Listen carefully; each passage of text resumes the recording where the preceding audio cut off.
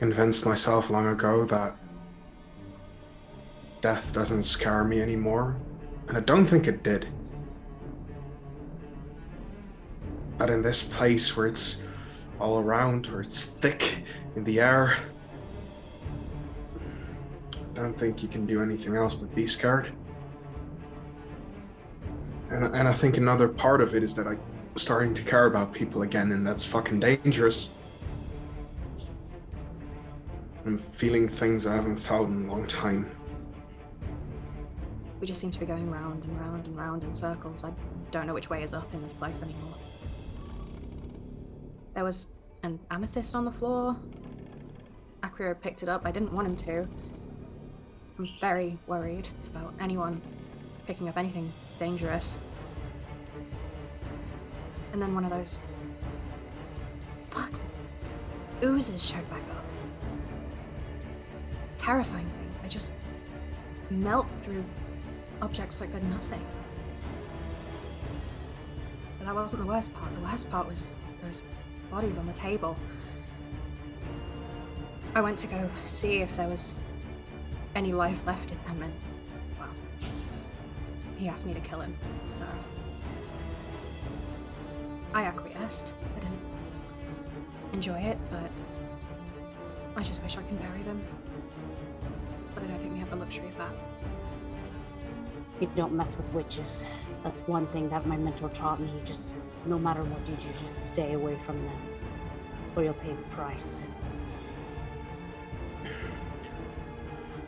That conversation with that, whatever that witch or hag or being behind that door was, it's enticing.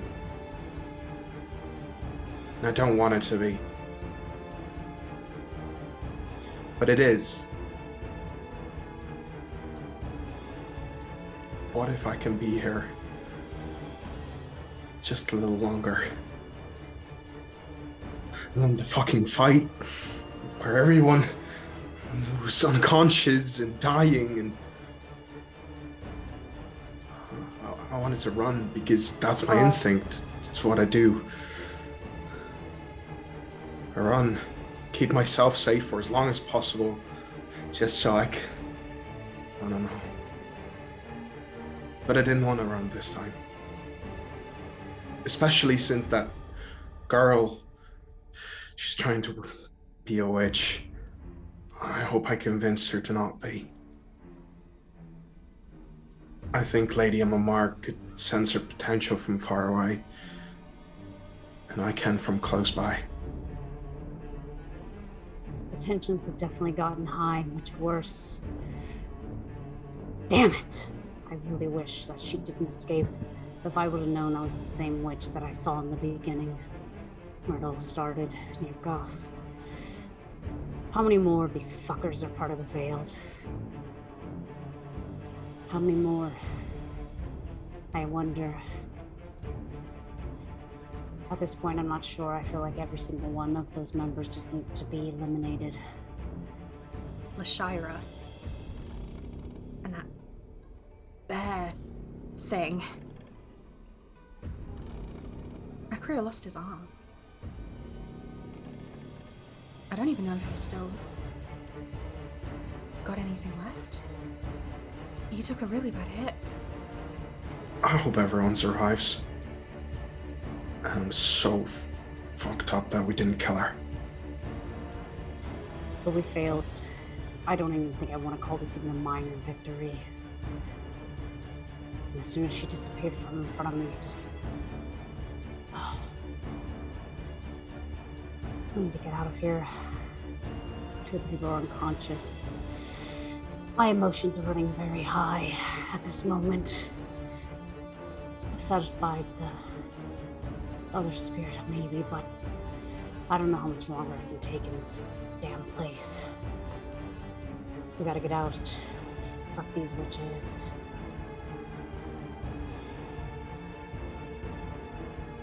Amrita's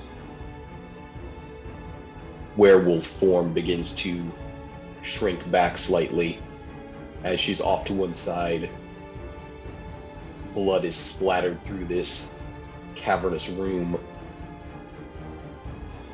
Lorelei is barely clinging to her consciousness. Asuriel is laid out on the ground, pieces of Acrio scattered across the floor. You know he's stable, but he does not look good. What the hell do we do? Acrio just lost an arm. Stay calm, okay? Just breathe. Arm? We can handle this. Do you have any fabric? Anything at all? Sure, I got some. I've got a kit. I'm sure there's some fabric in there. Mm-hmm. Weaver stools. Wrap up his arm. Keep it really tight around where it was attached to him. I do as she instructs. Is Asuriel alright? Is she alive? She should be stable. I don't know how long she'll be out there. I'm completely tapped. I can't do much else for anyone. We're gonna need to leave, aren't we? We're not getting her. Chasing that witch would be a fool's errand, I think. We should It's just our leave. woods. We need to leave. And we need to leave quickly. Oh, damn it all! Amrita just slams her, like, she's still on the ground over in the corner, but like slams her fist in the dirt. She's not really caring, like, if she's bloodied at this point, and the new scar, she can feel it probably burning on the side of her neck. Yeah, it's still an open wound from getting knocked back by that thunder wave. You hit a rock and it like slit the side of her neck fairly deeply, which is still just bleeding profusely. I turn to Reagan. Could you scout ahead? Check if the way out is safe. We're on our last On night. it. Thank you. I'm gonna You would try all see and that- lift Acrio up. Yeah, you would see that With his arm Myra remaining off. has gone over to several of the children that she put to sleep with the magic that she does know, and she's kind of sobbing, just kind of holding them. You can hear her just apologizing, it sounds like. Get out. That's the first. Can you two carry Acrio? I'll carry Asuriel. Good try. Amrita, help me out. Stupid witch. Coward, I say. Amrita, Don't fucking entice her to come What? back. Amrita, it's okay. Help me carry Acrio. It's not. We need to get out. It is not okay. I know it isn't. But if you chase her now, you're gonna die. We need to take the kids too. Somewhere. These kids need out. We came here for the kids. Is there anything you can do? Turn to Mario, is her name? Myra, who will say, they'll wake up in just a minute. I'll try to direct them. Right. Thank you. Thank you for helping. Thank you. I'm sorry that you were in this. I'm sorry that you all got in it. It's okay. It's okay. I'll pick up a cereal in like a fireman's pose. I'll start moving towards the exit, I guess. Yeah, there's several ways out of this chamber, but you feel Reigen, his presence kind of re-entering the room, and just the voice that you recognize from numerous other scouting missions. Just this way. All right, follow me. Stay I do- away from me. And Amrita will try to lift Acrio herself, trying to keep distance from Lorelei. Just stay away from me, and I can drag him out myself. Oh, I'm gonna help you. No, I don't want your help. You're both Amrita, currently it's fine. picking up Acrio, so Yeah, just like on the other side of him. tug of war with his body. Amrita, it's okay. None of this is okay. Not a damn thing about this is okay. I know. It sucks. And you're allowed No, to be you angry. don't fucking know, Lorelei. You don't. Then help me understand. Damn it, which direction did Cillian left or right? This way? It, there's time to be angry in a second. For now, we need to get out. With the kids. With everyone. You'll notice Myra, whose face is dirty, her hat's like kind of knocked sideways on her head, eyes are red, she kind of rubs them, but she's kind of keeping the kids back from Amrita at this point. As she's woken them up, she's concerned about what's going on. Like, she's seen some of it, but also this outburst is like scaring her. As we're walking, I'm gonna like kind of just peer around Acrio at Amrita and be like, how are you feeling? What does it matter? We're getting out of this fucking place, are we not? I'm just saying you're bleeding. Are you gonna be able to keep walking? The hell with the blood, we're getting out of the dungeon no matter what. Okay. Okay. We just go. We try to move out. Ryan leads a quick path. You hear noises down here, skittering wings like bats, maybe somewhere in the distance, but he cuts a path back to the staircase with those skulls, bull candles lit atop them. It seems many of them have either burned out or been blown out. Not sure exactly how or why. There's a feeling of being watched. But you make your way up the stairs with nothing else you can do about it.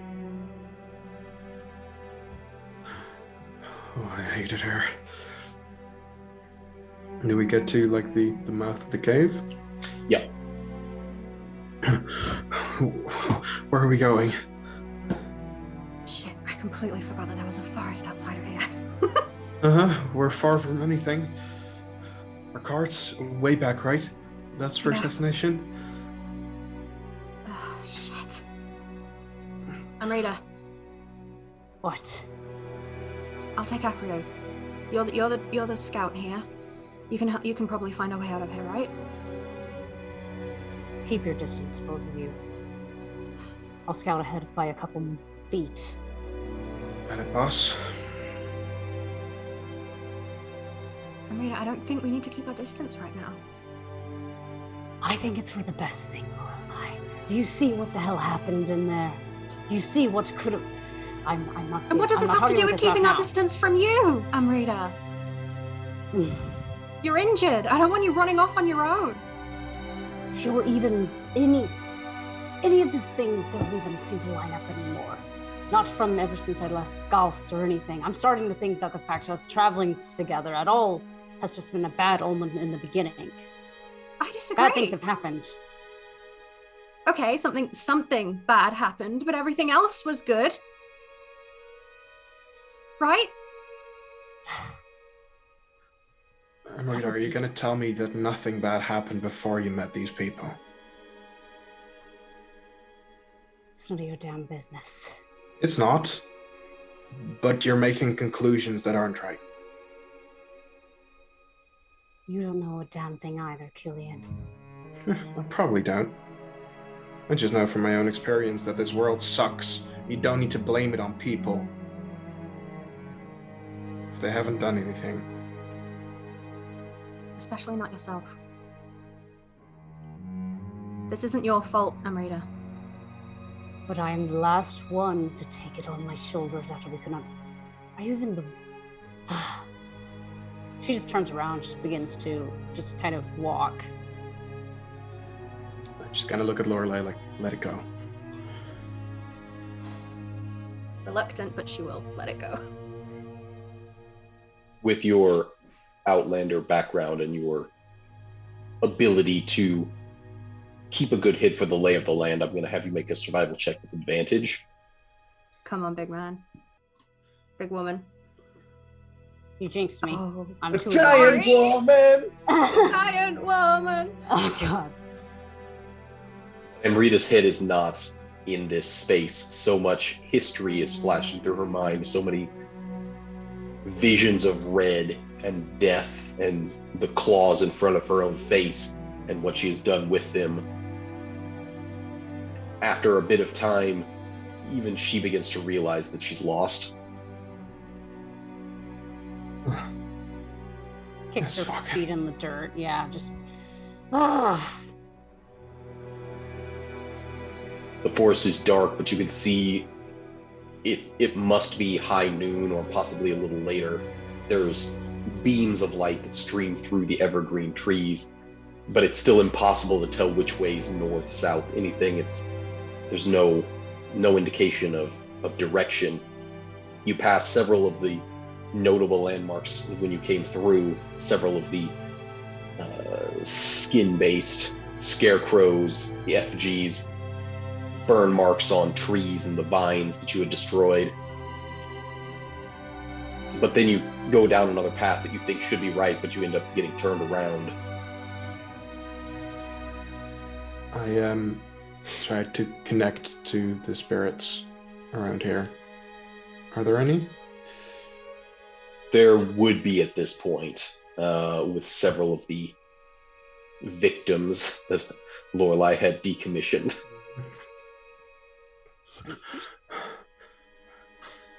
I know it's not time to answer a question, I know, but we really need you right now. Do you have any idea about the way out of here? Make an Arcana check. As you're seeking and employing these geists recently separated from their bodies, you can't get a clear vision of them. Nothing persistent. And then kind of out of the corner of your eye, you see what was probably a Cathar at one time, church-like regalia on, and just reaches out an arm and points. And then you go to look, but it's gone, but you're pretty sure you know which way he was pointing. Need to go that way. Okay. And I just kind of, I know he's not really there anymore, but I'll just kind of say to the ether, I'm sorry we can't bury you. There is unfortunately no reply. Mm-hmm. But following this path and getting brief glimpses of these trapped spirits that had found their way here and were locked away and tortured by these witches, soon the tree line starts to break. There's more sunlight, and as things thin out, Amrita, you start to realize that you're maybe 100 yards from where you had parked the cart, off to the left. Try to quicken our paces. Get over here quick. Okay. God damn, cereal's heavy for just a small girl. Just carrying after, like, do you want to trade? No, don't. I'm going to say that Myra had picked up Acrio's shield with his arm still, the lower part of his right arm is still buckled into it. Oh, shit, we Oh, forgot that's Acrio's such a arm. cool but awful visual. I don't want to think about it. No. Do not like. Come on. Just jiggling around. It's still cloudy, as always, in Stinzia, but it is surprisingly bright. Your eyes having kind of adjusted to the underground, into the dark forest throughout the morning. You blink a bit as you get into what light there is and locate Amrita's horse, Petunia, and the mules tied to the carts.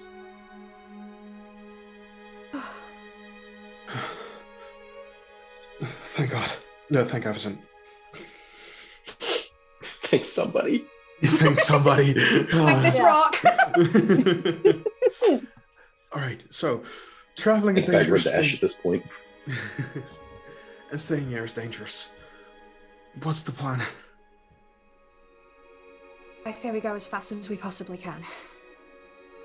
Okay. Stopping Put them- gives something a chance to catch us. We just go until we see Sylvan. We just go. Okay. Okay, we put Acrio and Cereal in the cart. And then I kind of turned to Myra and the kids. No, you know what? I turned to one of the specific children. I kind of go through my knees, sit in front of him, and ask, "Can you tell me your name?" I think it started with an R. Right. Let's hope it comes back to you. I'm sorry that this happened to you, and we're getting you out. He kind of stumbles on the word promise and decides not to say it. For now, you can just sit here with all of you. Hold each other's hands if you need to, if you're scared. If there's anything you need, please ask us. We're here to help.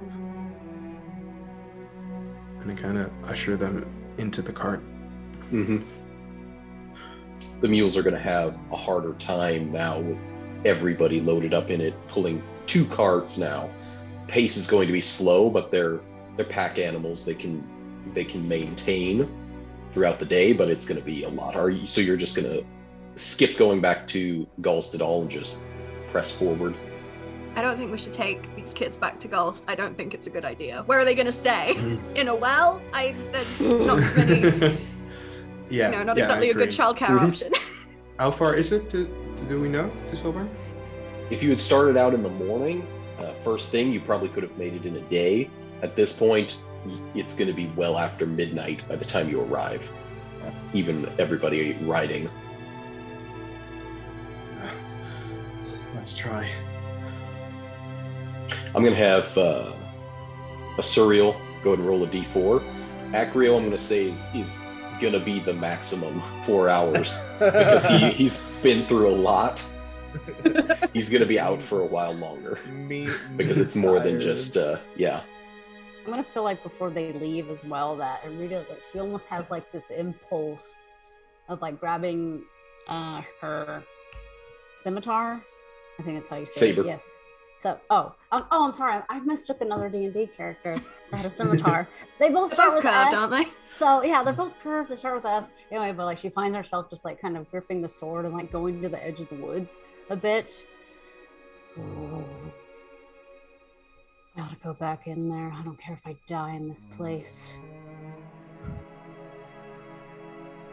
Lorelei's gonna step up behind her a bit, a little closer, keeping a distance a bit, but she's, she's sure she's stepping into a radius where Amrita knows she's there. Don't go back in there. Why? You'll die. So what? You don't deserve to. And before you have a retort to that, you don't deserve to. Okay? How do you think that's going to fare traveling further? Once we get to Silburn, I'm going to make sure I'm gone and out. I'm out and no longer amongst you.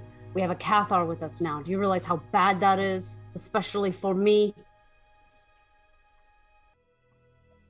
I can't say I know how it feels for you, Amrita. I really can't. There's no way I could ever fully understand how this feels. But you don't have to go through this alone, okay? After everything that's happened, I'm still standing by your side. Does that not mean anything to you? I don't even know why, or even if... Are you even the real Lorelei Fenwick? I've been fooled before with other people in the past. How could you say that? You saw that. Of course I'm the real me. What, you think I'm some kind of apparition? Sent here to haunt you after what happened? Because you can feel it, you can touch my skin right here. I'm as real as anyone else. She jumps back, just not even doing that. I said keep your distance. I don't have to right now. You're not gonna hurt me like this.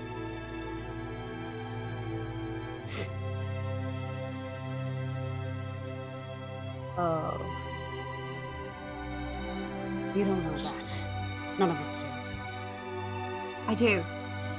I'd rather go in there and die. That way I don't have to think about anything that happened in the past ever again. Then you might as well get on your horse and hurry the fuck up to Silburn. So maybe then I'll finally accept that you're gonna leave. Then after that you can do whatever the fuck you want. Hurting me means nothing, okay? What you did, it doesn't mean anything. Then why'd you give Acrio, the man who murdered my family, the silver cuffs, Lorelei? Rita steps back, realizing what she said. And then quickly steps over to the horse. Amrita, I'm sorry. I completely forgot that's where they were from.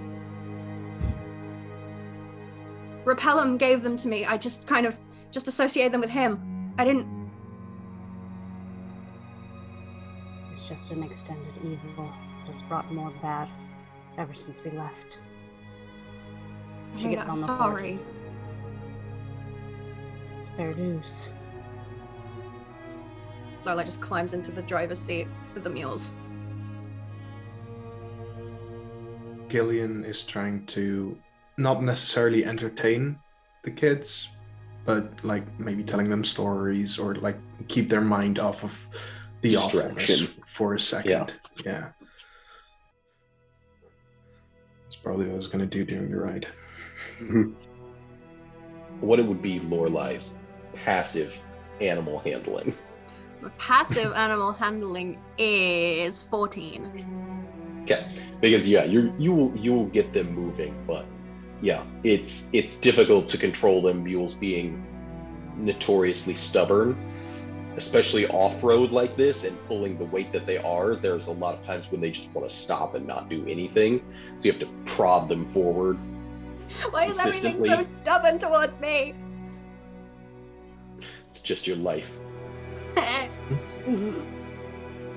And as long as you were kind of like lost in the forest, I'll say about this time is when Asuriel begins to stir, regaining her consciousness just barely. She wakes, finding herself rattling in the back of a cart. There's like small voices. You hear Cillian's most of all. Yeah, look around like, oh, why do I keep waking up like this? Is this normal? I mean, not necessarily. But good to see you again. How do you feel? Okay, everyone's alive. That's nice. Everything hurts, but I think I'm gonna be okay. Okay. That's good. Andre would have missed you.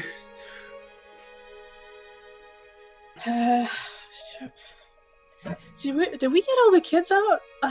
The ones that we made spit out the worms too. Myra kind of nods. I think this was everyone. Okay, good. I'm happy then. They're just gonna look over and she's gonna see Acrio does not have an arm. It's like, that's not good. Mm-hmm.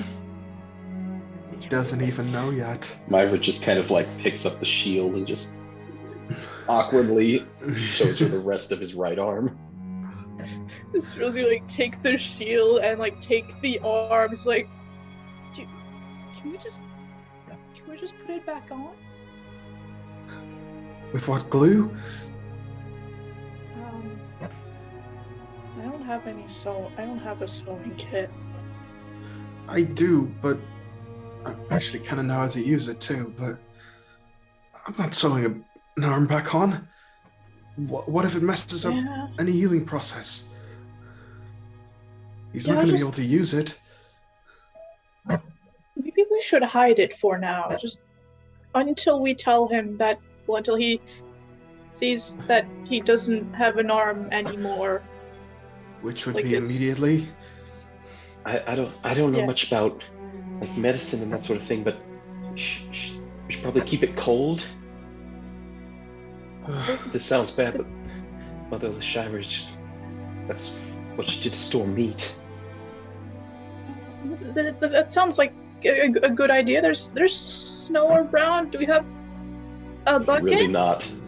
There's no snow around. This would be like mid-spring almost, early to mid-spring, in the new moon season.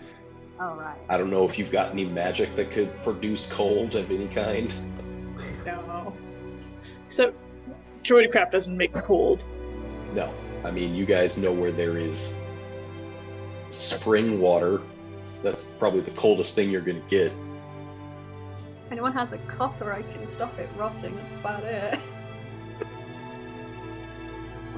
The only one that has a copper is far away at the head of the cards. Maybe The you should only walk a one little who has closer. a copper is currently unconscious. We can look through his wallet. Because I literally only have 2 copper to my name. I have 1 copper to my name, but yeah, just. Damn, money bags. I have 5. I Money have 6 bags. gold. You chose the hermit life. Shut up. And a lot of gold, but you know. Does Lorelei have the, or I guess gentle repose would be a ritual, right? So you wouldn't actually need Yeah. you just have to stop. Yeah. Couldn't drive. Does anyone want want to take the mules? I can do it. Are you sure? Let me check. You just. Okay. She like sits up to do it, and then like you can see how dizzy she is all of a sudden. Head Sits up rush, immediately. back everything down. goes black for a Right. second. Maybe you should rest for a Again. while. I learned a bit from my sister. I can probably do it. Okay. Right. Tag out. Let's go. Mine would be 11, passive animal handling. Oh god. It'll only take 10 minutes for gentle. Wait, no, hang on. Gentle repose. Let me check before I start talking. No, it is. It's 10 minutes for a ritual, isn't it? Yeah, Yeah. plus whatever the casting time is. Yeah, it's an action. So 10 minutes and 6 seconds. For this, I'm actually going to have Cillian make an animal handling check. As you're approaching the road, you can see where Amrita up ahead has started to kind of like turn north and found the road again. Hey. You're doing Pretty good. fairly well. You've actually gotten them kind of like up to speed. They're at a good trot. As you're kind of like rounding a little bit of like a rocky area, you lose sight of Amrita for a moment, kind of amongst a little small ravine, I guess, where the road cuts through.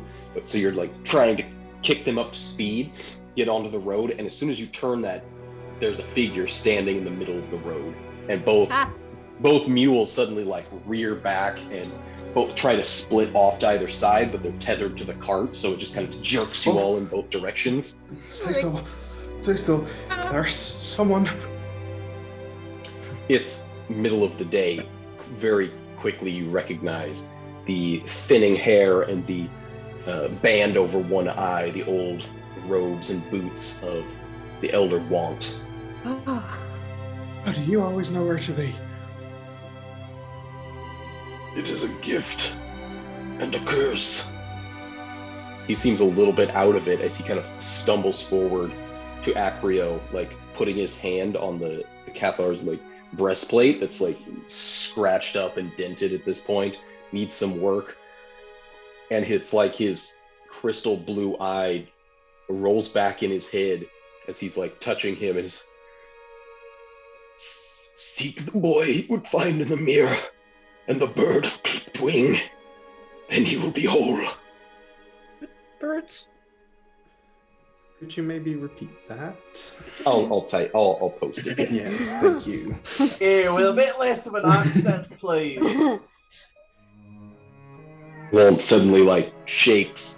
You can see he's like drooling almost. There's like flecks of something purplish, kind of violet blue on the edge of his mouth that he wipes away and shakes his head.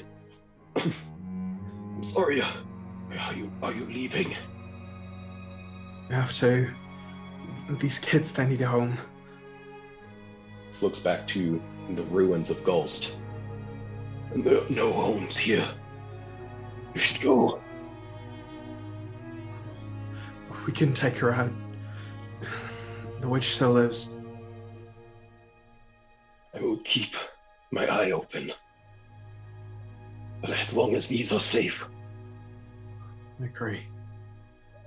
Thank you. Or something. Are you sure you'll be alright? You could come with us.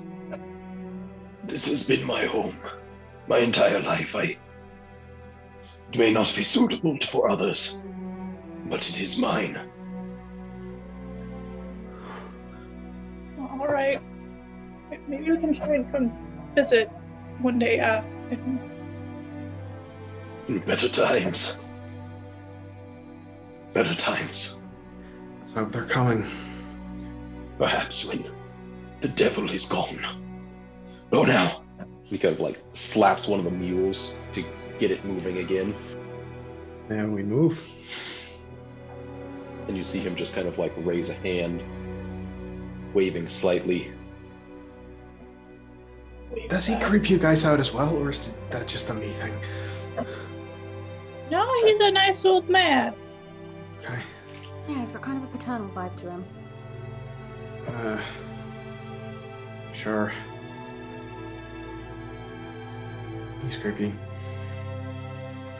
Amrita, you kind of look back and see that the rest of the cart is a good distance behind you at this point. Yeah, she inhales. Quiet. But she stares up and kind of itches at the headband and everything. Can you hear me? I think I'm, when we're somewhere not on the road, prepared to unlock whatever I can, or whatever it is that you can show me.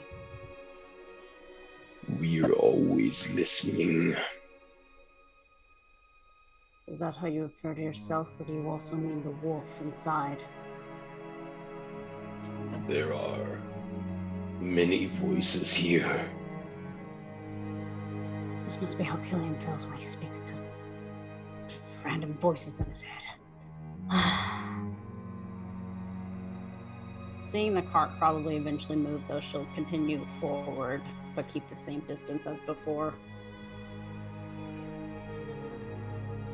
Once the gentle repose ritual's finished, I'll I think I'll slip the copper in the fabric that we wrapped the arm in, just to keep it against the skin.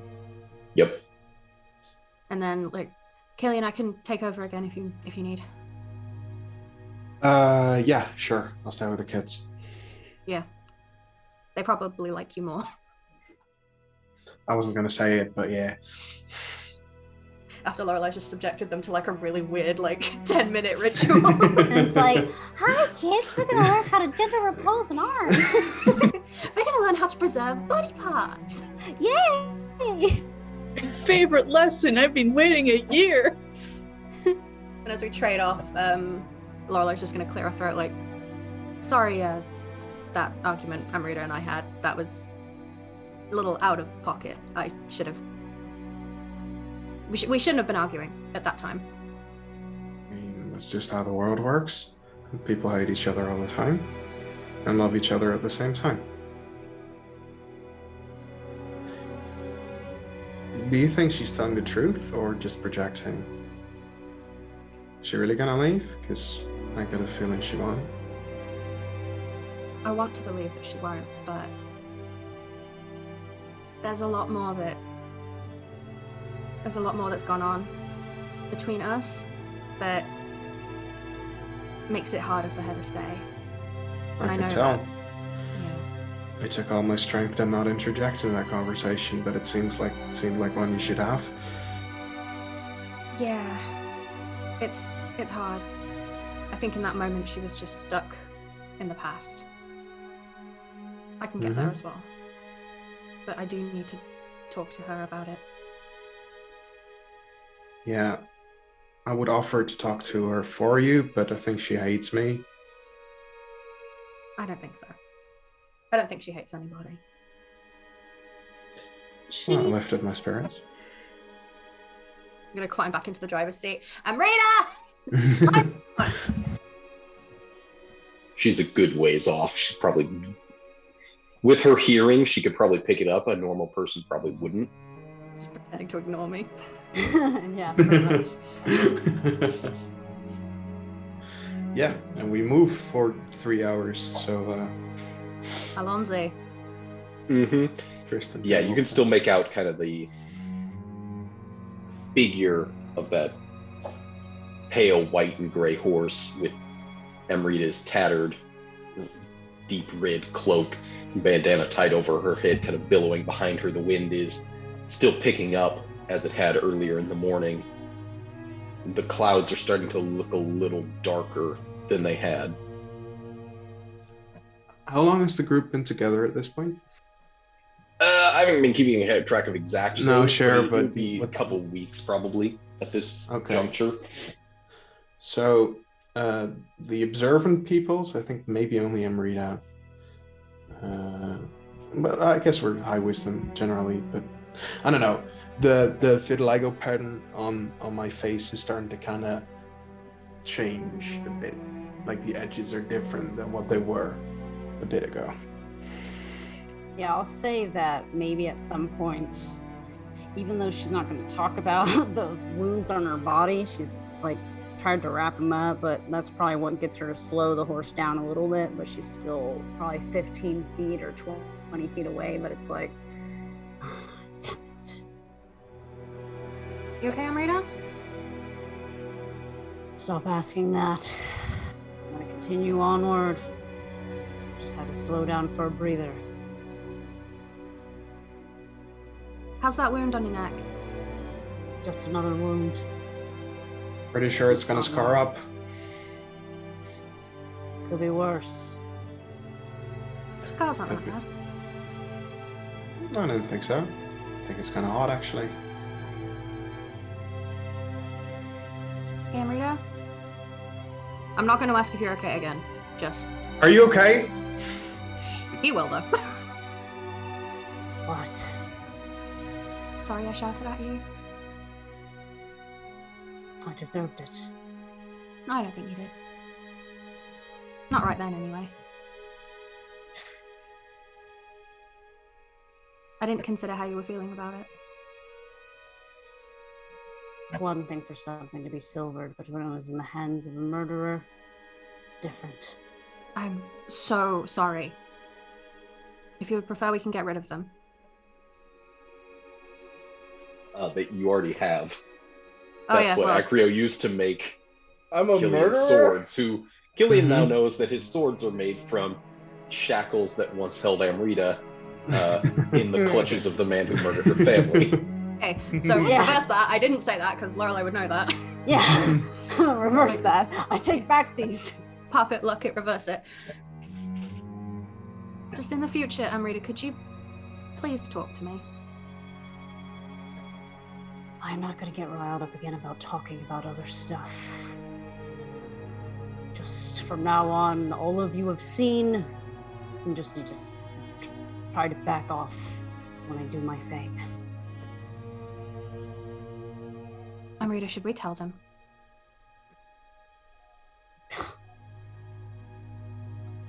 Only if you're comfortable with it.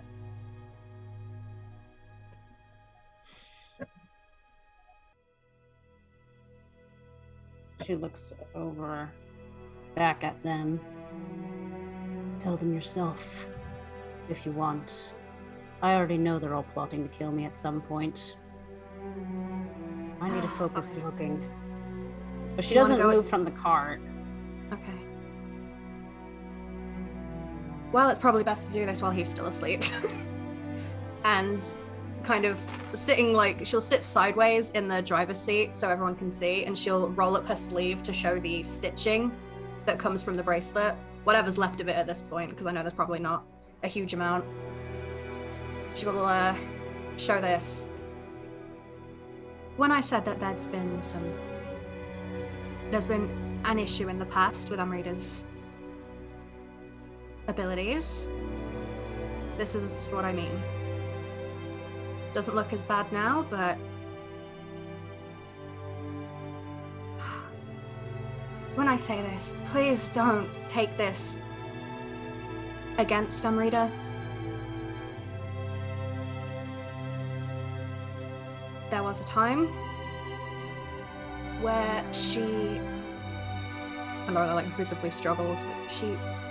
I was riled up by somebody else. It was a rough time.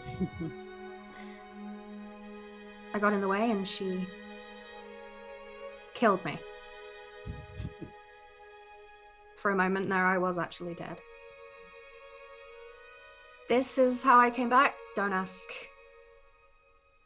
how. I genuinely don't know. I just got stitched back together. But I'm alive again. So, you know, bygones and bygones and all that. But that's been the topic of contention between us. I know a few things about curses. Oh, and hold it against her. Good. Sucks that she died, though. Well, that's what they were. Yep. It's kind of metal. It's hair, actually. That's the joke I'd make. Good job. Gross. I wasn't making a joke, but let's call it that. It wasn't. It's hair. very good. It's a keepsake from my family, and it just stitched me back together. And wild, absolutely batshit. I have no idea. Cillian, you'd hear kind of like right up next to your ear. That's Angel's hair. Where the hell did she get that? I keep a straight face. Pretty pricey for someone who could get their hands on it. I shoot him a look that tries to be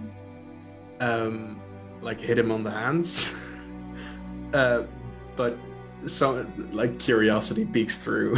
Like maybe nah, but maybe Unless. exactly. Really?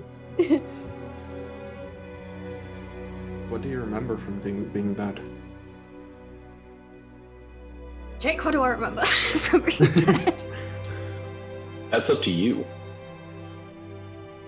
It was quiet. Normally everything's so busy and loud and so much and so little at the same time. It was just quiet. And everything was really, really loud again when I came back. I can understand why someone would stay there. Are you scared of Why it? do you say that? Asuriel will put a pin in that, because I'm not answering that question. Cillian, repeat your question. Are you scared of it? No. Not at all, actually. You see Cillian kind of wanting to say something, but refrain. And it would be best if, collectively, we agree not to tell him. Pointing at Acrio. That you were dead? Yeah. Not specifically the way, I think. Yeah, just the whole thing, maybe. I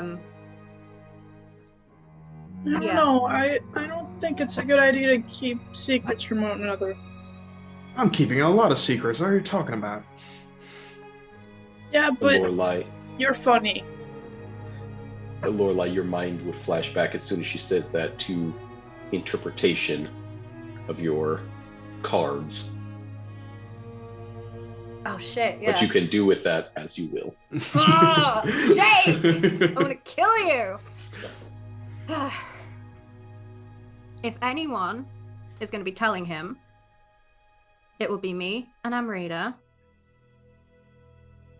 Possibly all of us together, but I don't want any of you telling him when we're not there.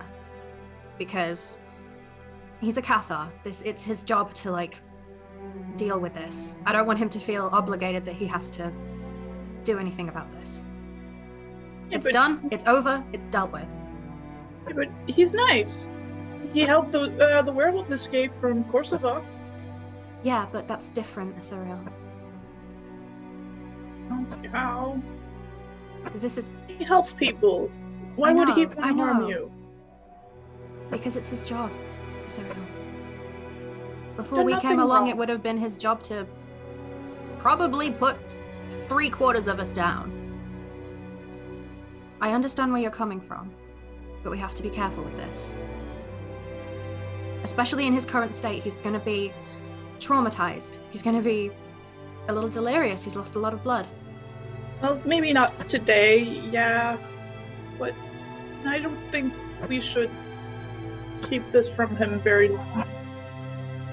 When things get a little more stable, we'll consider it. But that will be for me and Amrita to decide, okay? All right. Don't you worry about it. Of course, I never run my mouth off. Yeah, don't do that. Don't. Yeah, I can promise that. I won't. Not for my sake, but for Amrita's. This has nothing to do with me. Speaking of Amrita, as this is going on, you're only half listening to this conversation about Acrio and who to tell what when, because your mind is focused on this voice that just inquires, tell us, how did it feel? We wish to know.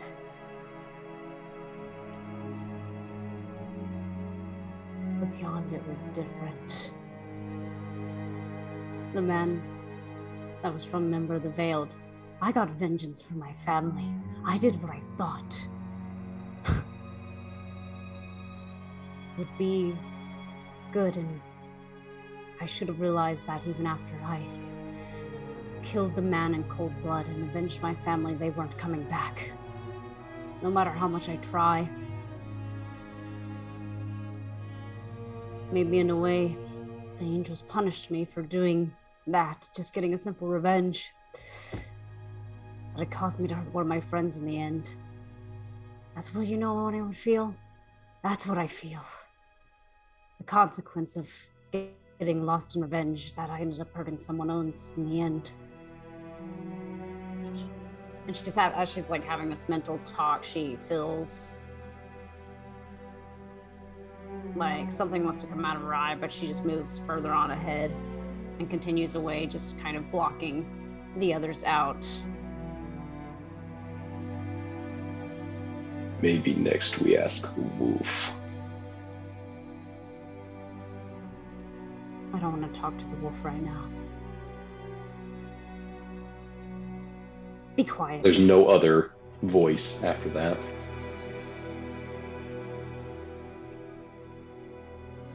What will Tiberius think?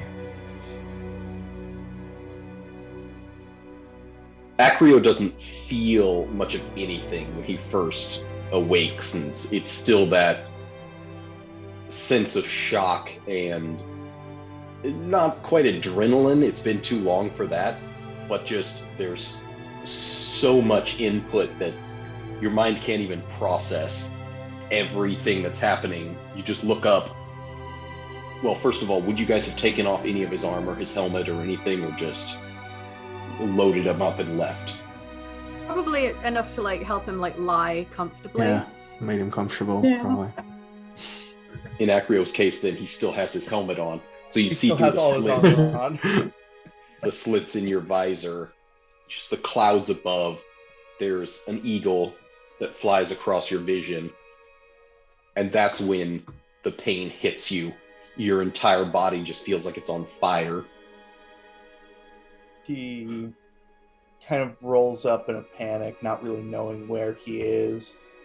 He like tries to go to get up and go for his hammer. He doesn't know what's going on. He's kind of in that panic adrenaline mode, like he's up, people are still around, probably something might be wrong, and he goes to pick himself up, and as he rolls and goes to use his arm to kind of pick himself up, he just kind of stumbles and falls into the side of the cart with a crashing, knocking over a barrel or two. Just The kids all jump back because this is all very sudden. Shit. You're awake. Acrio! It's fine, lay down. Do I have to move too much? What's going on? Where are we? Out of the forest. We have all the kids. Help him get his helmet off so he can say. Yeah, he's like clawing at his helmet, trying to pull it off. The strap still on his chin as he's and trying it's weird to get because it off. as you're moving both arms, but you can only feel one of them ever get hold on the helmet. Your left hand is the only thing that ever grabs anything. One's going for the buckle, and that's the one that's just a stump. And he pauses as he fails to take his helmet off, and he holds the stump of his arm in front of him, just through the slit, only the stump kind of being visible, and then it just disappears behind the helmet. And just like a cutaway to like the calmness of the trees, and then just the most blood-curdling scream erupting in the forest, and birds kind of flying from the trees on this cloudy day. The entire Stensian countryside is disrupted by this shout of horror. No one of Stensia knows you're here. Like this slow zoom out like that, and then the entire world. Slow zoom out to someone on an Aphalian dock somewhere like, fuck. The mountains echo. We still we have help the him arm? get his helmet off. Somebody else takes his helmet off, and he's doesn't even know what to do. He's like looking around for his shield and his hammer. He doesn't respond. He's just looking for something to calm him down. The hammers, of course, nearby would have been collected and probably put on your back when you were carried, since Lorelei had to manage you by herself, but has then been set in the cart. Myra kind of like holds your shield out to you. I'm sorry. Everybody else is okay. Yeah, we're fine. All accounted for. Don't worry. You're the worst one of us.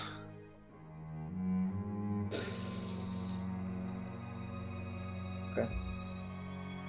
And he just slumps back over, and based on how everybody looks, he kind of has a guess. Nobody seems too happy about this, I'm guessing. Mm-hmm. Somebody would have said, "Hey, Acrio, you lost an arm, but at least you killed the witch."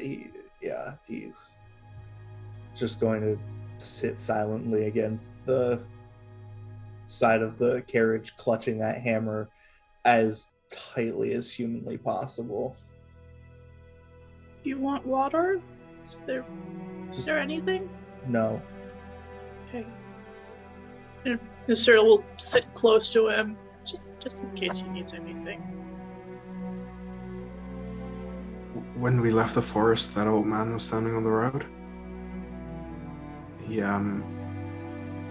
He knows things, I think.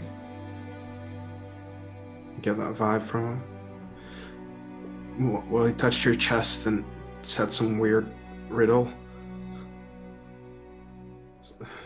Something about a boy you might find in a mirror and a bird of clipped wings. Does that mean anything to you? Might help you. I don't need the prophecies of an old man. I don't know what it means, and I don't want to know. I think it means that you can get your arm back on. If the angels can help me, they will do so. I don't need some heretic telling me how I can get my arm back, Lorelei. Just leave me alone. Please. Grabs the top of the helmet that's sitting on the base of the cart, picks it up with one hand, puts it on his head, goes to sit on the back of the carriage, just looking out at the back. Move on in awkward silence. Really awkward silence. He'll like kind of stick by his not saying anything, just kind of like sneakily just getting a little closer to him. Lorelei really wants to turn back and like try and do something, but like she has to drive the fucking cart. Going on a road trip with a bunch of scared kids. And a very grumpy one-armed man. It's that Midway through, classic Lorelei, Innistrad story. Yeah. Lorelei starts like awkwardly humming like a song that like some of the farmers would sing, like trying to get the work done, but it's like totally off key and really awkward in the silence, just like da, da, da, da, da. No one's singing along with me. Cillian would try, but kind of lose spirit halfway through. Yeah, don't have the spirit to keep it going. Eventually, after a bit of traveling, I want to speak to Myra. Who is also equally kind of like closed off and just has kind of her little pointed blue straw hat kind of ducked down, kind of almost get the vibe that she thinks this is all her fault. I know it's a stupid question, but how do you feel? Just awful. How long were you there? Do you know? I really don't. It's all kind of a haze. It was all dark. There was no time down there. Do you remember where you're from? Gulst. My grandfather was the tavern keep. My parents had a farm. Sorry to say, there's not much left of it. I know. Well, I'm glad the thing's broken. Glad you're out of there. I wish Now I you were could in be Haiti. Do too, you but remember me telling you about my family? the Vistani, right? Yeah. They asked about you. To me. They told me to keep an eye out. And I did, and there you were, like always. They're in Lamhold right now. Hold up. That's all the way in Keswick. I know. So first we're going to Silburn, and I want to try to get you there, but I can't promise anything since it's so far. I've never been away from Gulst. This is probably the farthest now. Everything seems so far. Everything's going to seem a little far. For a long time. But you'll learn to live with it. Like everyone does here. It's new, it's scary, it's a lot. But your life. And maybe you can find some people to love again. What about the rest of them? The kids.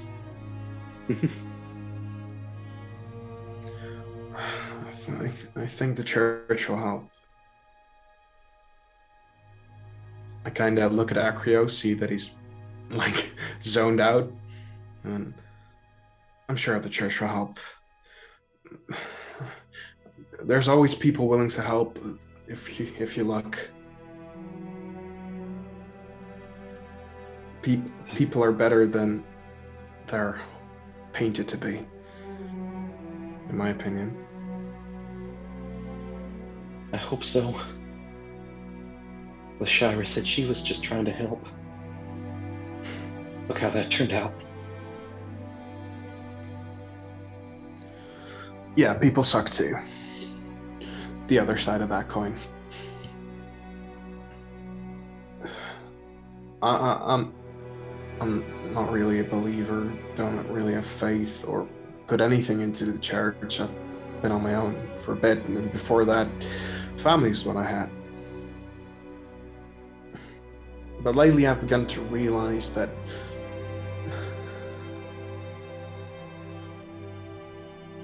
there's good. And the church is part of that good. And not the entire church is good, but most of it, I think. I hope. And I want to get you a family, I do. because you've earned it. So anyone can be a part of the travelers? Oh yeah. In my opinion, that's one of the best parts.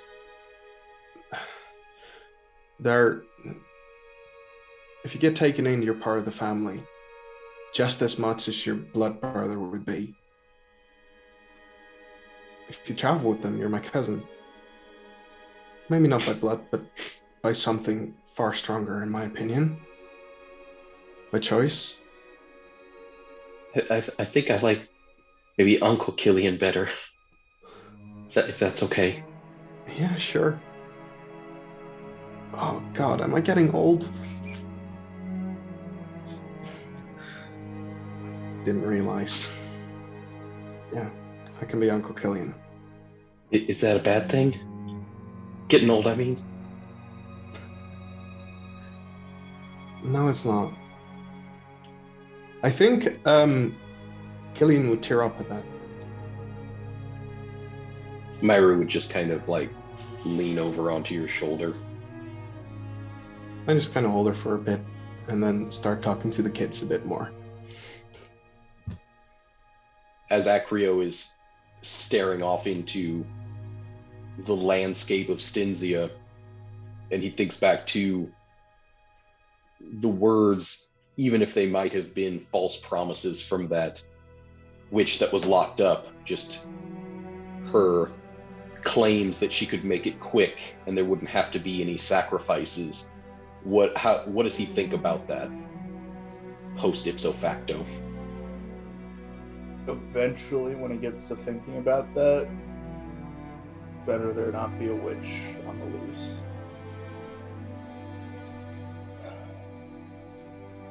So ultimately, he accepts that sacrifices are part of the work. For now. Usually it's other people and not him, but he's recited that in his head so many times that that's what he has been told is the truth. He's seen so many Cathars come back on stretchers, come back for coffins. Even from his time in the Elgid grounds, there was always this idea that the work of a Cathar doesn't last incredibly long. But there was always with that kind of mental barrier of that's the thing that happens to the other ones because they're the ones out fighting monsters and you'd just be at the forge hammering away and making deliveries, and now it's the realization of how much more difficult that might be kind of washes over him. Yeah. It's supposed to be easy, it was supposed to be fun, it was supposed to be away from the danger.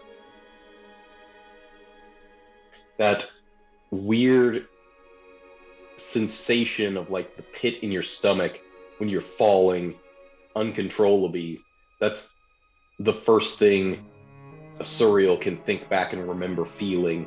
It's kind of been this ever-present sense around her that she's just falling into everything almost. And since her first time regaining consciousness, it's been a series of regaining consciousnesses ever since. Sometimes going to sleep, other times being put there. And it's just every time it seems like things are a little bit worse. It's rare that you wake up and things are better. And I'm curious, with such limited knowledge of the world around her, how is she processing that? She's not sure how to process it, except just going along, because she doesn't really feel like she has any control over anything that's been happening to her so far. So at this point, she's just thinking, following the others seems like a good idea, and they seem to know where they're going, and I think I'm going the same way, or at least I'm supposed to go the same way. Just wish things didn't attack so much and wish they were kind of happier, but I'll try and make them happier. I'll try. The world around you feels hungry, like it's ever consuming. Well, it's a good thing she knows how to bite back. Except when they take She's a really learning. big bite. She's learning. Or possibly relearning. Hopefully she'll be able to relearn everything she learned before. Just a little nervous. And she hopes Acrio's okay. Just continuing kind of like edge a little bit closer, kind of sitting on the edge of the back of the cart, not directly next to him, but as close as she thinks she can get. You kind of like wave your hand as you had that night in the shrine beneath Gulst, and you start to see these little flashes of electricity. You're not sure if it's residual shock from that black lightning that tore through you all in the cave, but then you kind of refocus and you continue to see it as you use your druid craft and get the sense that there's a storm brewing. It's getting closer. Oh dear. I need to find shelter soon. Looks like there's gonna be a storm. Are you fucking serious? Hold up the electricity in her palms. Well, it's a good idea to sleep somewhere anyway. We don't want to travel during the night. Well, that's up to you. You can push through, or you can try to find somewhere safe, if possible. You know Silburn is not that far away. It's one of those things where it's like it's right on the horizon, and yet just over it. It feels like you should be getting close, but nothing's ever coming into view, and you know it's going to get dark before you reach the place. What do you guys think? I almost don't think it's wise to be sleeping out here with all these kids. Doesn't seem safe. Hopefully we'll be safe from the storm. Maybe we can get to Silburn before it hits. If we stop and sleep, we'll definitely be in the storm when we wake up. If we keep going, we might just outrun it. Yeah, and in my experience, in Stentia, there's not a lot of places to sleep. Unless you find a cave or something, but then what's in the cave? Except for skin witches and death. If anyone gets tired, just nap. I'll keep going with the mules. Cillian would know it's almost like it's hard. I would say it's hard for him to know exactly what's superstition and what's kind of legitimate, and whether or not he even differentiates. But there is certainly a large amount of superstition regarding caves, just due to the fact that, especially in Stensia, you're so close to the Ashmouth volcano, the place where most demons emerge from the earth. It's kind of associated that hell is beneath the crust of the world, and so going down closer to it is kind of considered a bad omen and it's something you shouldn't do. Okay, that's cool. He would totally believe in that, so he would twist those words a bit. It's one of the reasons Vistani make camps and they have their covered wagons. They don't travel and camp in caves. Some explorers do, but yeah, they don't mess around with that. Okay. Right. Let's try and get the kids comfortable. Maybe they can get some sleep. I'm sure they're exhausted. And let's push on. You're still right over there, Amrita? Fine. Just wondering what was taking you guys a while. I'm gonna continue onward. Yeah, us too. I guess we'll try and push through to Silburn. I'm gonna use my armor to make something. I can do that, right? With Channel Divinity? Yes. Potentially. Okay. Yeah, because you guys, I think you had used that on the way to the cave, but you guys took a rally, so you would have gotten back a channel divinity. Channel divinity, yes. What am I wearing? Splint armor. How much is that worth? I was gonna say an arm and a leg. Shut your fucking mouth, Danielle. I'm sorry. Can I? Fuck it, never mind. Just keep going. You sure? Yeah, never mind. Speaking of, amongst the myriad of things you guys lost down there, Cillian's armor is one of them. Is melted kind of to ribbons, so he's a little more exposed as well. I'm starting to get cold. You want my cloak? I think you already Yeah, gave him your cloak. Oh, right, I did. Yeah. Oh, then I'd say, "Wow, your cloak is really warm, Asuriel." So she like goes to give it. She was like, "Oh, we already have it." Do you look That's why dashing I'm young. so cold. I'm gonna have everybody roll a survival check. I'm not having Oh, time, cool. bro. Thank you so much. That was not meant to be chat, an advantage, but for it's still yourself 16. out. Pretty good. Throughout the course of your exploration and dungeon delving, everyone is going to decrease one level of supply. Amrita being the one who's kind of led most of the scouting and taken most of the hits until the very end, yours is also going to go down by an additional point. Then I have no other supplies left. You were Oh, at fuck. one supply, No, I'm at 0 now. but you were at one before. Oh. Well, hers No, has Well, gone she down would have 2. been at 2. Oh, she was at 2. Okay, I Yeah. forgot how. Not that the rest of you can really tell, but her bag is pretty light at this point. Most of her additional supplies have worn thin. Acrio, as you're sitting on the back of the cart contemplating your ability to channel the angel's magic, whether or not you should even ask at this point, you've still got that uncomfortable feeling in the pit of your stomach. It's not like Asuriel's weird sense of falling, it's more like a pressure. It's more like just a tight cramp and pain.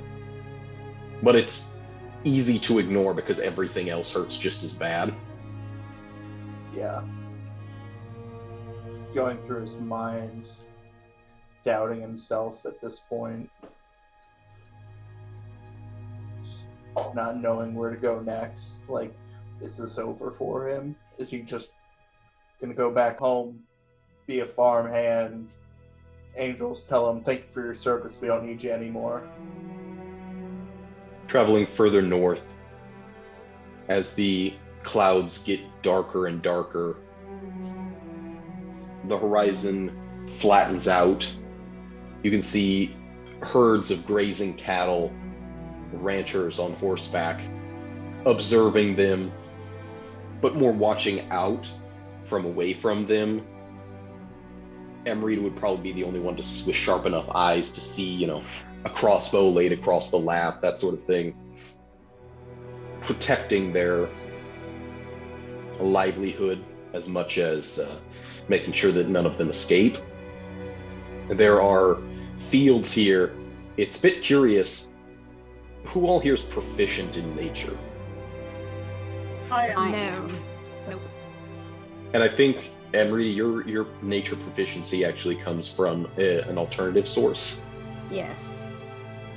So you kind of get a voice in your head, and all of the rest of you who have some knowledge of this. It seems weird because there's cornfields that are fairly tall, and for this time of year, that's very strange. It's planting season. There shouldn't be anything grown that far. You would have almost had to have planted in the hunter's moon when it was still snowy to get this kind of growth, unless it's some kind of gift from the herons. It's hard to say exactly what. They don't seem strange or mutated at all, but just like cornfields that have grown up either surprisingly fast or at an unnatural time. That's strange. Fascinating. Cornfields are grow really fast around here, I guess. What do you mean? You see, they're already so tall, but we just got rid of the snow about a week ago. That is strange. It's because they're close to Silburn? Maybe. On the horizon, far off to the north, catching just enough of the setting sun at that angle, you start to see what looks at first like a small mountain, maybe, in the shape of it.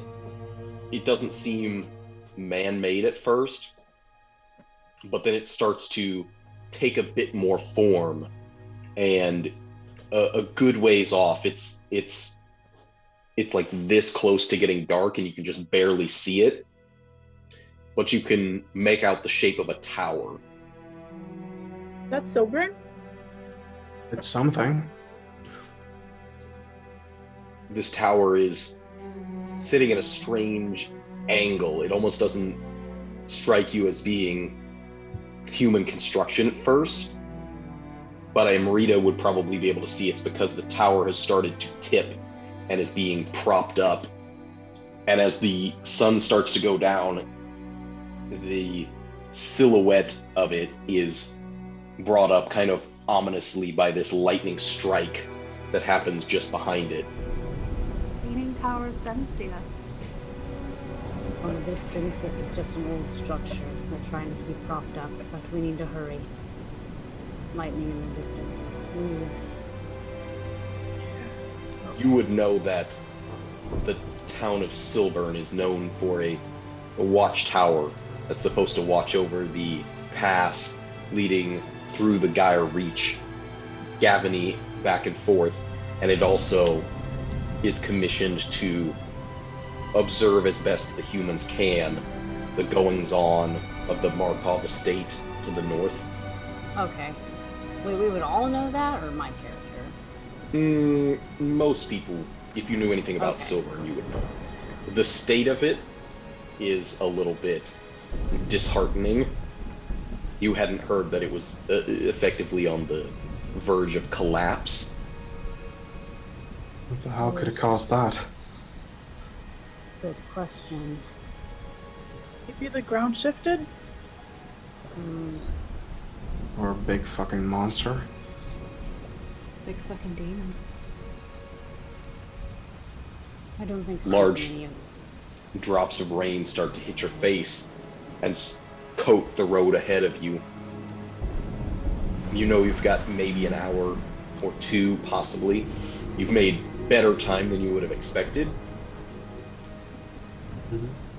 I give Asuriel's cloaks to two of the kids to try and shield them from the rain a bit. Mm-hmm. They kind of make a little tent out of it. I share that, okay? Darkness comes incredibly quickly. The clouds already blocking out most of the sun. As soon as it's beyond the mountains, it's pitch. With the exception of these bright flashes of light. Even keeping on the road is difficult because visibility is so low. You just have to keep your eyes down, and right in front of you, both Amrita and Lorelei, as you're trying to guide yourself on the smoothest route, should be the road. But it's rough going, and it's taking longer than you would like now that this storm is starting to bear down on you. Just keep moving. I'm gonna have you both make animal handling checks. Can I give her guidance? Sure. Me? Yes. Yay. Have some guidance on Lorelei. Ha! Shit. Yeah, that's not gonna help. I'm sorry there, but that's not gonna help. Fuck. It feels like the wheel of the cart gets stuck in a rut on the side of the road as you tip and you try to lash the mules forward, but they kind of like are lodged in, pulling against it, but everything's starting to like shake and get locked in place, and you can't direct them to pull it out properly. Shit! Yeah, can fix this. Just need to give it a little push. Stuart's gonna get off the cart, try with her 0 strength to try and push it out of the rut. So there are 2 carts lashed together, so gonna have absolutely no ability to do that. Amrita, you start to hear the voices behind you and problems. You look back, seeing that just kind of the outline, even your dark vision is obscured by the massive amount of rain coming down, but you can see, if nothing else, the cart isn't moving.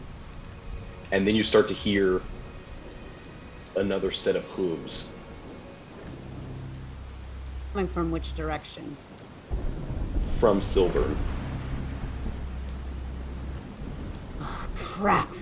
She'll quickly get off Petunia, and I believe she has rope on her. Use the rope that she has to kind of tie the horse to her by around her waist, but she tries to go over to the cart and everything. What's happened? I hear their hooves. They're coming in the distance. We're stuck. Not getting out of this. Not without some help. Acrio's still just sitting on the back of the cart, silent. If there's folks, maybe it's people from Silver. They could help us, maybe, right? I can only hope. Lorelei, as you're focused ahead, you can start to see the outline, what certainly looks like a rider on horseback. I'm gonna like fumble behind me for like anything like relatively long that I can just grab and cast light on, and just hold it out in front of me. Mm-hmm. As you do, it's still obscured by the rain, catching most of the light, but the figure kind of just raises a hand and shields his eyes momentarily as you see this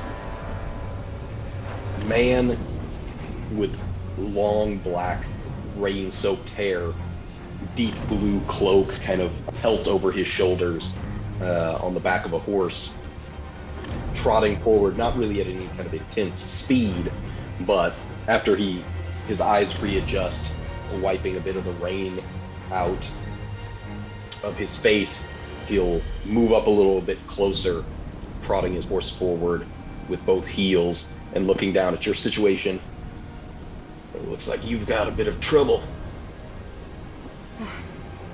That is an understatement, yes. Are you from Silburn? Looks back at the tower. What are y'all doing out in the storm? Shouldn't travel in this weather. Yeah, it wasn't a storm when we started. We're trying to get these kids to safety.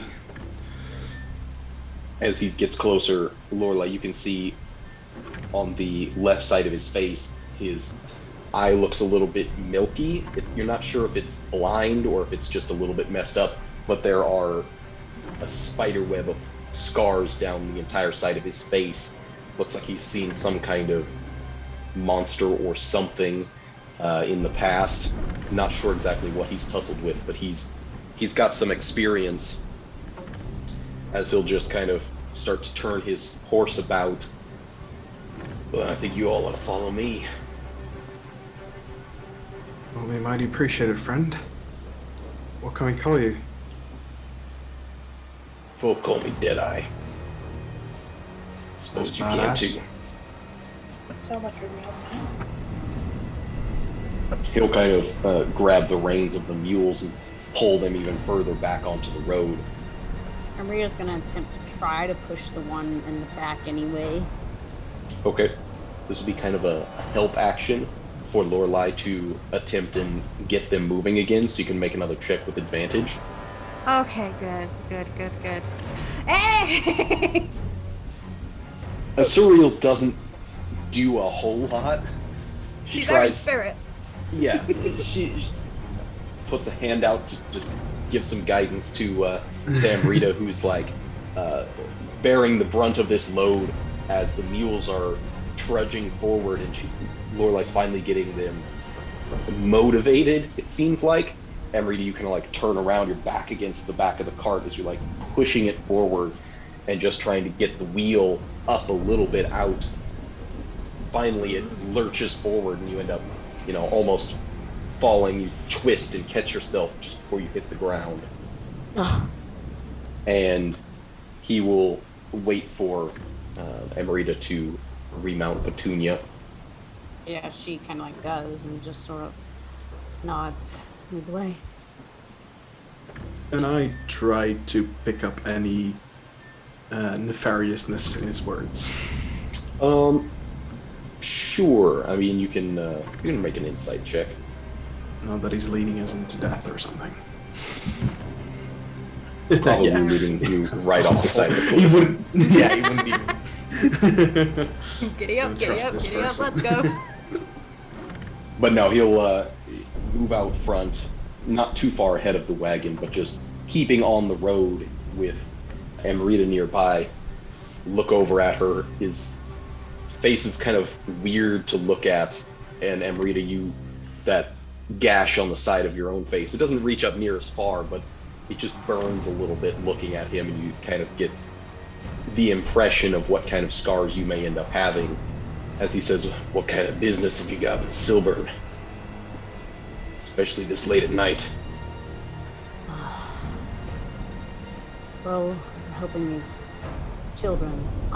Specifically am just trying to locate a significant a friend and a significant other of mine. I haven't seen them in a while.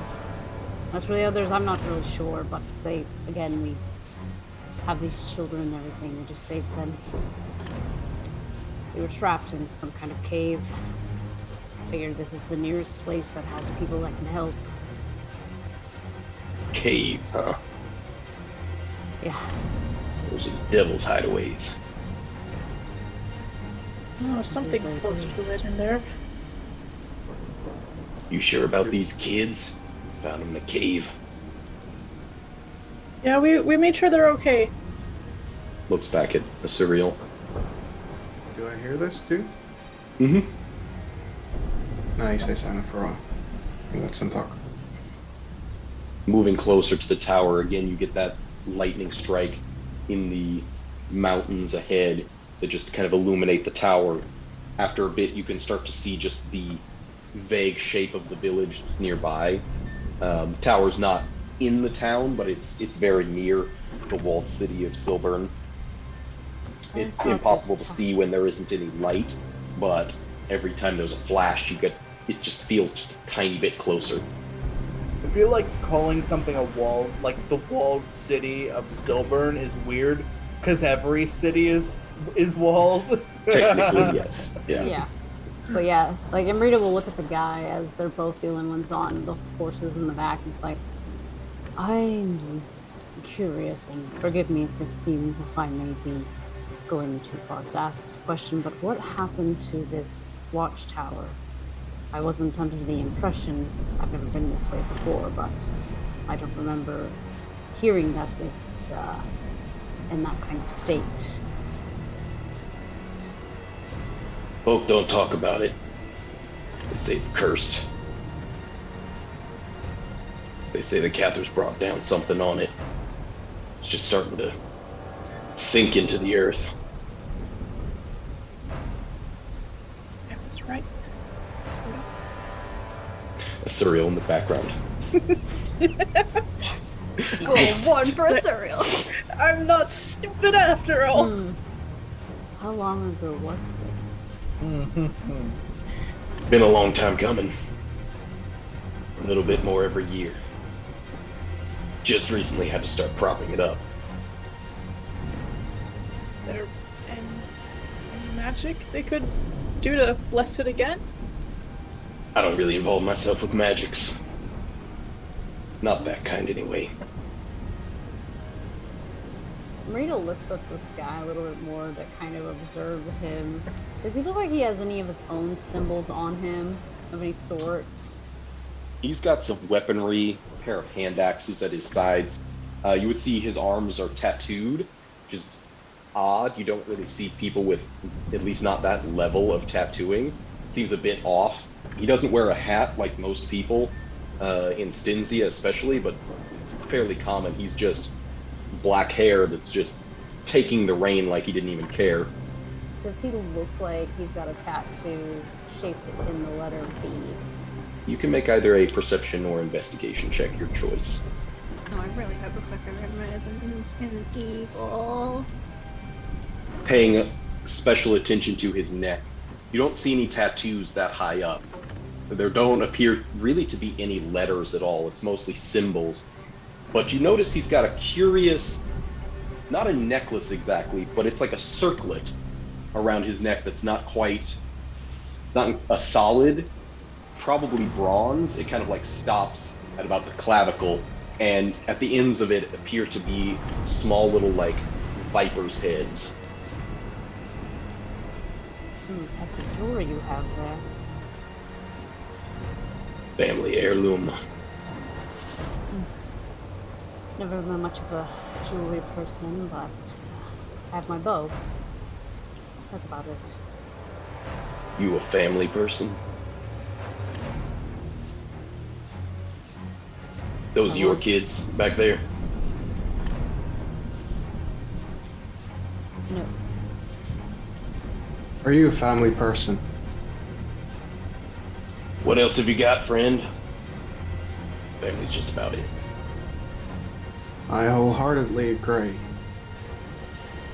I kind of pull out Argon, show him the family tree that's on it, the wagon wheel, and the axes. It's awfully shiny steel, ain't it? It is. Try to keep me safe. The question is, Cillian intentionally not describing these as being silvered blades? Or did he just kind of forget because he just got it today? I mean, I just don't think he would mention it. Sure. Just making sure. How do you ask someone if they're Vistani? Is there like a There's probably a tradition? thief can't kind Or- of way, like a lot of thieves Yeah. can't come from Vistani codes. That's what I would imagine. Like, Mhm. just a feeler to put out if someone's part of the family or not. That's Like kind the of what it does. shoelaces. So yeah, you kind of speak this phrase, and he looks back a bit quizzically. Doesn't seem to quite understand what you're saying. Okay. Sorry, cough. You feel like you're fairly close now to the city. Everybody is drenched, even, Acrio, through the slits in the splint armor and everything. If his mind was on it, he would think he's going to have to polish this before it rusts, but that's probably not even... It's either so far away or, like, that's the one thing he can think of because nothing else makes sense right now. But as you're starting to get within kind of the perimeter of the city, Deadeye kind of slows his horse a bit. These kids, they mean a lot to you. I suspect they would traveling in the storm. Or trying to get them somewhere safe. Yeah, I imagine you would. Do you Well, know I hope any you place- understand my services. They're not exactly free.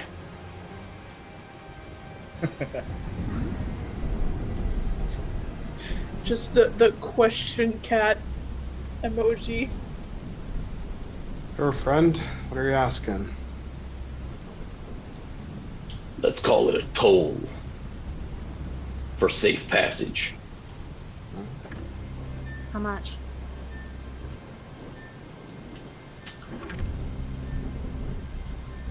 Well, typically I would just ask a bit of coin, but that is awfully shiny steel. Take my weapons.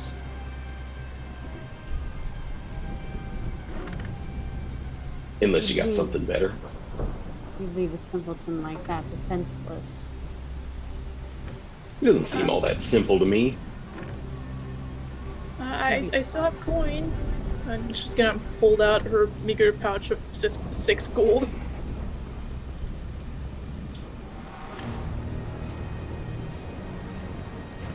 He's a distance away. He can't really tell exactly how much is in it, but it seems small and not like very much as you hold it up in the rain.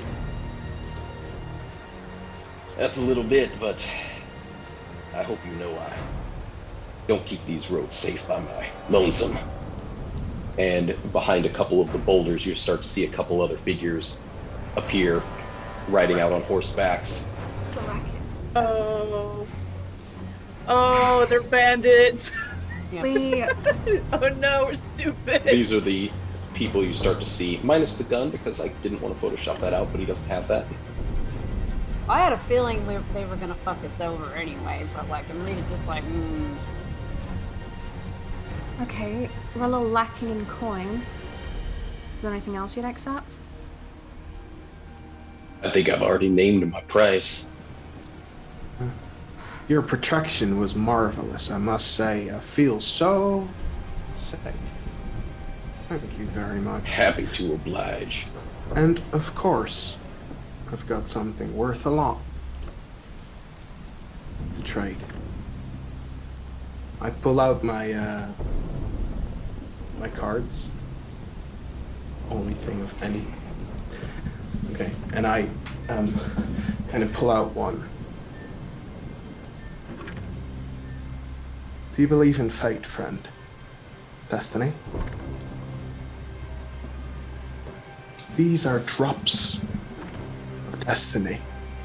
These aren't normal cards. They're angelic.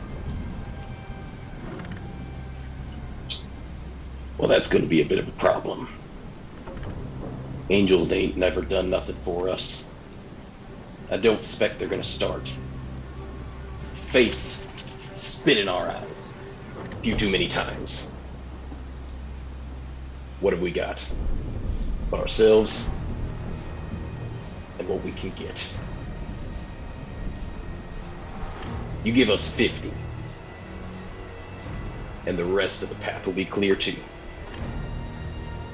I hope those kids' ears are worth it. Acrio hear what's being said. He's speaking over thunder and, you know, the sound of rain hitting the ground, but you can hear it. Acrio will finally stand up, get out of the cart, walk over, pull one of the large barrels of weapons out of his, out of the first cart, carry it over on his shoulder, set it down on the ground, stare up at the man, wait for him to get off and check the contents of the barrel. He's not going to get off his horse. If anything, he'd take his foot and kind of push the lid aside. It looks like both eyes are moving. It's hard to tell if one of them is really seeing this or not, but he is mostly looking at you, and the back of Amrita is kind of kicks the lid off and looks in. Why don't you go and pick up one of them for me? Still holding the hammers at his belt, and he has his hand setting on that. Reaches in, grabs one of the swords, takes it out, points it at him. Find enough skill for you. Hold out a hand, tentatively, hoping, you don't just cut it off, but willing to accept if you place it in his hand. You can see the other riders start to kind of shift on their horses, making sure they don't get too edgy. Yeah, I'll hand it to him. He'll feel the weight, swing it a few times through the air. Safe travels, y'all. And he'll kind of direct one of them to come and pick up the barrel.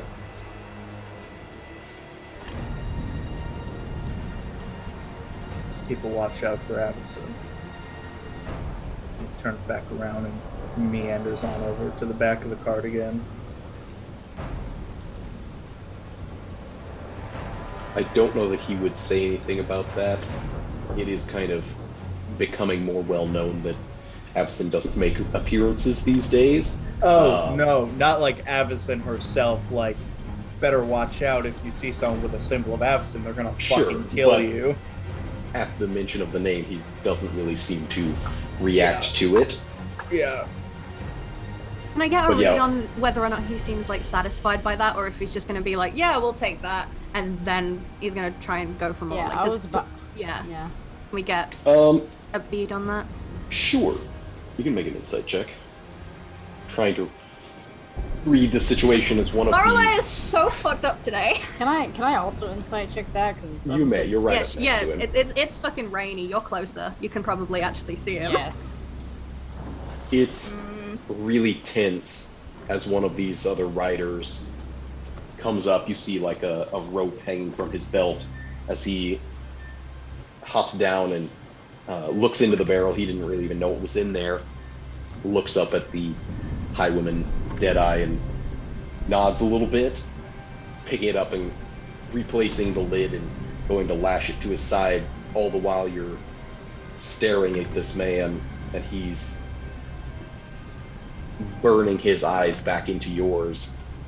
He doesn't flinch, and it seems like there's a moment when you think maybe this thing's gonna tip the wrong way, but as soon as these weapons are loaded, he just pulls the reins back, and you get the impression he's moving a little bit away from you.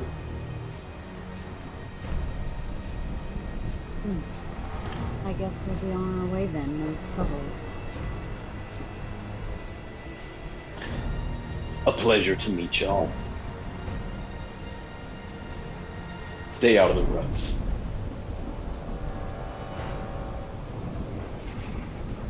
We'll just move forward then. But cautious of the other ones, wary. Mm-hmm. They kind of retreat back. Some of them have like scarves covering parts of their face. You can see on their skin, like, again, these like tattooed symbols, some of which have them on like their foreheads, a lot on the hands and arms, that sort of thing, as you push forward past them and quicken the pace somewhat as you're able to reach the borders and get within the view of the walls of Silburn, and the band of horseback riders still kind of like looming in the distance. It's weird now because you still see a bit of their silhouette now. Cillian was a bit quiet because he was trying to get a sense of anyone killed on this part of the road recently. Make an Arcana check.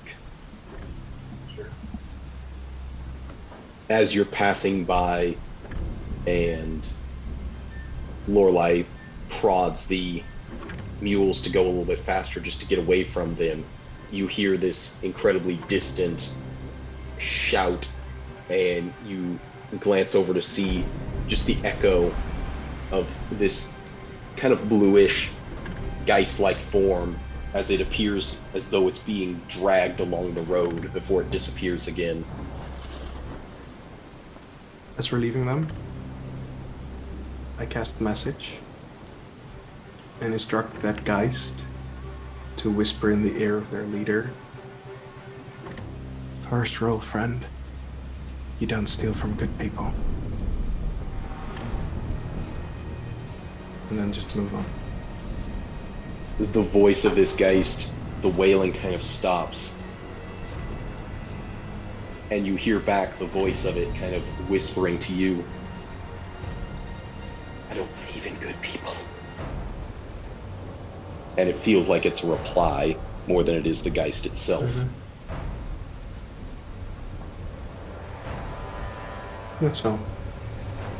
Out of character, once we get these kids to safety, we're going to kill them, right? That's up to you. We'll see. You gotta specify, because I thought you meant the children. Like, when we get the kids to safety, we're going back to kill them, right? I'm like, why would I we kill was them? like, what? You should have started with included bandits in the sentence, and I'm like, I thought we weren't gonna kill the kids. Already punched the shit out of them multiple times. Already killed one. You approach the city and read it, that flashing lightning behind the heavy walls. You get a flashback, just like the shape of it almost looks like Gulst, that first city you had encountered in Stinzia when you had made your ways across the mountains from Kessig. It's just that briefest moment where things feel so familiar, and then you shake it off and you hear the voice saying, "What's that bell ringing?" I told you to be quiet. We're gonna work together. I'm not gonna deal with that shit. Not now. We shall see. We always see. And at that you hear a voice shouting down, "Travelers, state your business." Yeah. Cillian, do the talking. You're oddly more persuasive. Sure, I was simpleton, wondering. but you're persuasive. Was wondering why you started.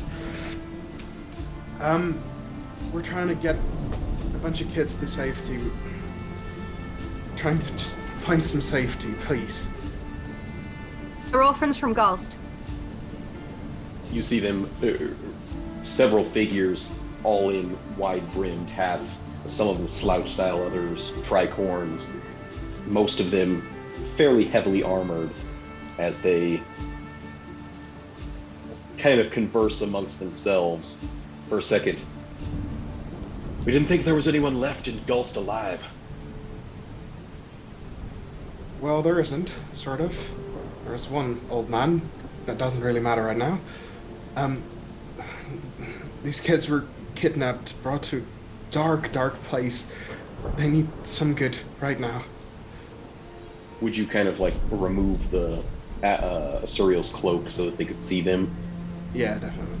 After a quick discussion, you hear one of them shout, and the gates sounds like a heavy board plank that is moved from behind it. Multiple iron locks starting to be undone before they creep inward, and there's a orangish glow from within the city, striking against the deep blacks and blues of this thunderstorm. We enter. And I start entering, you sort of got a bandit problem over there. A voice from lower down, not up on the walls, would say to you, "Yes, we're aware." And a figure in blue Cathar uniform, not as heavily armored as Acrio, a little more prim, it almost seems, carrying a silver spear, kind of approaches you, tipping his hat. "Captain Casper Lowe, you may call me. Casper, I am the Parish Blade stationed here at the Silvern Tower." Well, we're glad to see you. He kind of pulls up his high collar in the rain. My name's Cillian. These are Lorelei, Asuriel, Amrita, and Acrio, fellow Cathar. Acrio Revito?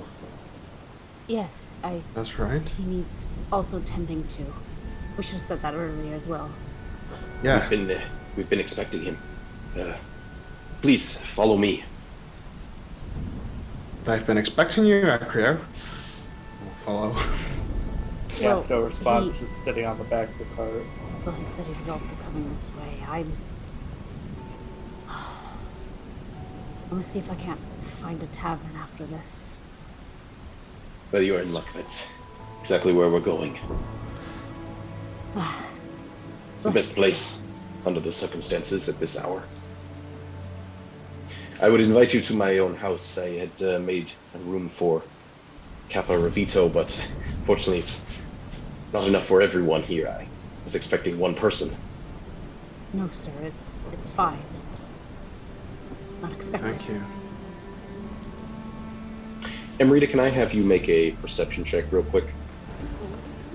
That art is so cool. Holy shit. It's beautiful. Looks friendly. Oh, I am. Okay. Yeah, she is looking. Okay, cool. Oh no! Oh On high As alert you- after bandits. All being led through. Do you get down off your horse, or do you continue to ride through the streets of Silburn? She finally, like, being here, she just kind of gets down off her horse and everything, just kind of never taking the rope off of her, just looking around, just feeling pain still in her body, but just being very wary of her surroundings. There's not many people out at this hour. It's pretty late. Most of the shutters are all drawn for the storm.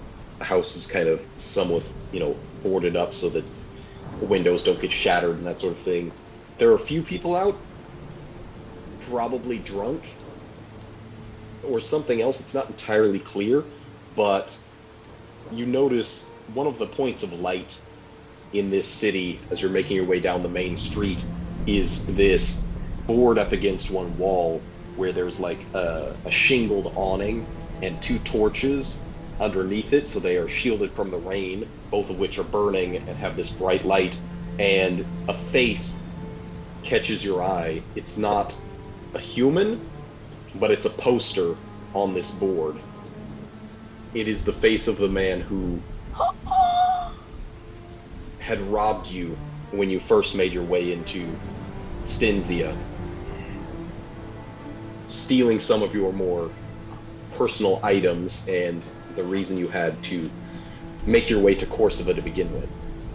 Oh, this son of a bitch. We are Yeah, she's absolutely going back to kill him. Yes. Yeah, she's This- immediately gonna go to that post board. This person's face doesn't strike you as being any of the bandits that you had come across. However, reading over what he is known for, it wouldn't be surprising if he were associated or working with them in some way. Yeah, she stares intently at it, not even focusing on how far the others probably have gotten at this point, but just tears it off the poster board at this point, just like, it's because of you.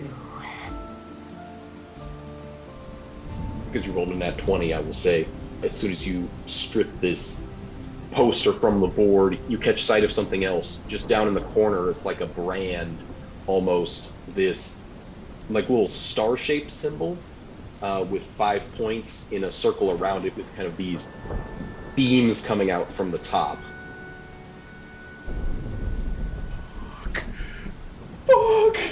Oh man! That's so cool. What did I cool. miss? That's so cool. Holy crap! It's none of you would notice or realize Yeah. this, but it is the symbol of the sensorium. Where Wolfgang is from. Gang, gang. Would she have seen that before, or not really?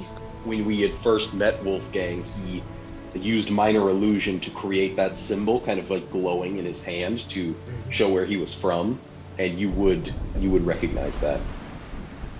Yeah, she gets like almost like a grin at the side of her face. It's like, that son of a bitch. But she stares at that momentarily, takes note of it, and just takes the wanted sign and puts it in her coat pocket. Mm-hmm. I'm a happy little boy. This is, yeah. I'm like, this is so cool.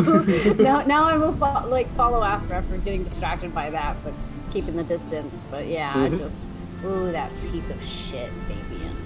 I will find You're all you. led through the streets under several awnings, just trying to avoid the rain as much as possible, but it's difficult with the wind kicking it in your direction, and you're led to a saloon with kind of the symbol of a cow kind of hanging for the sign.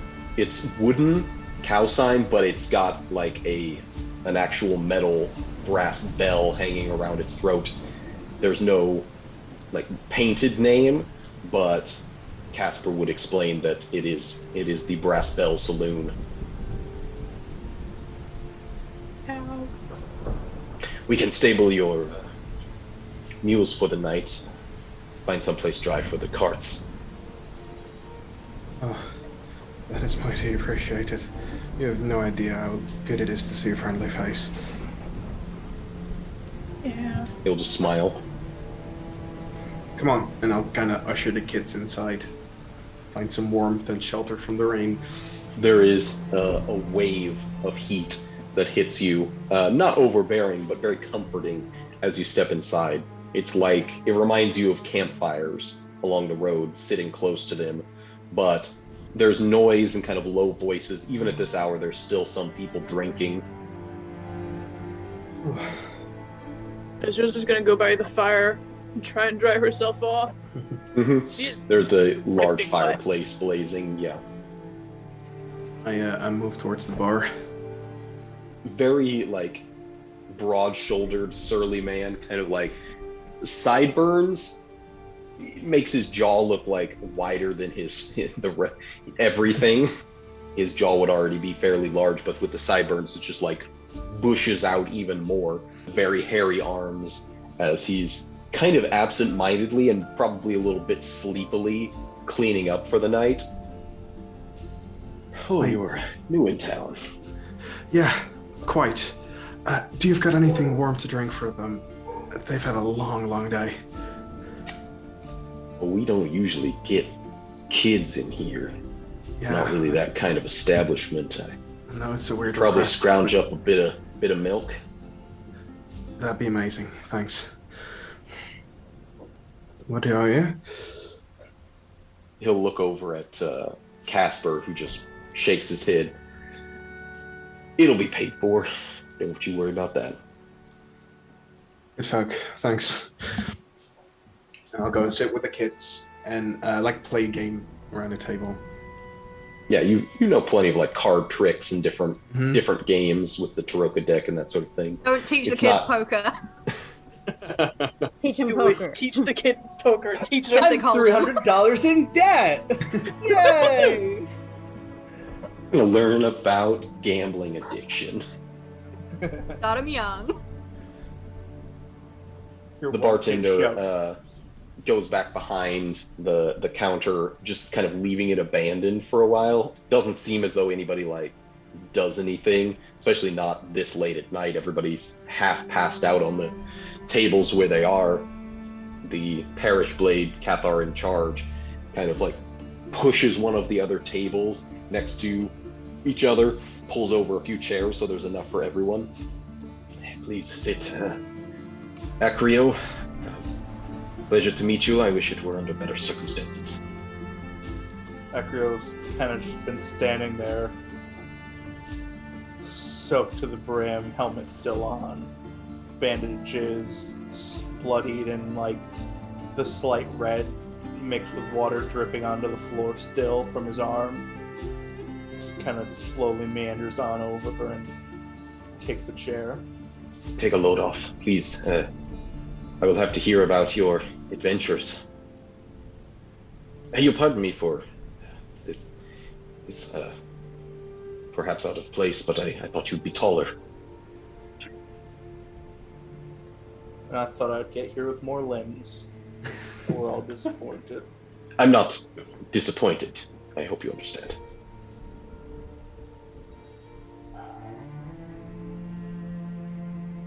Sorry, not in the best of moods. Would it be... No, that's inappropriate. I apologize. Samantha.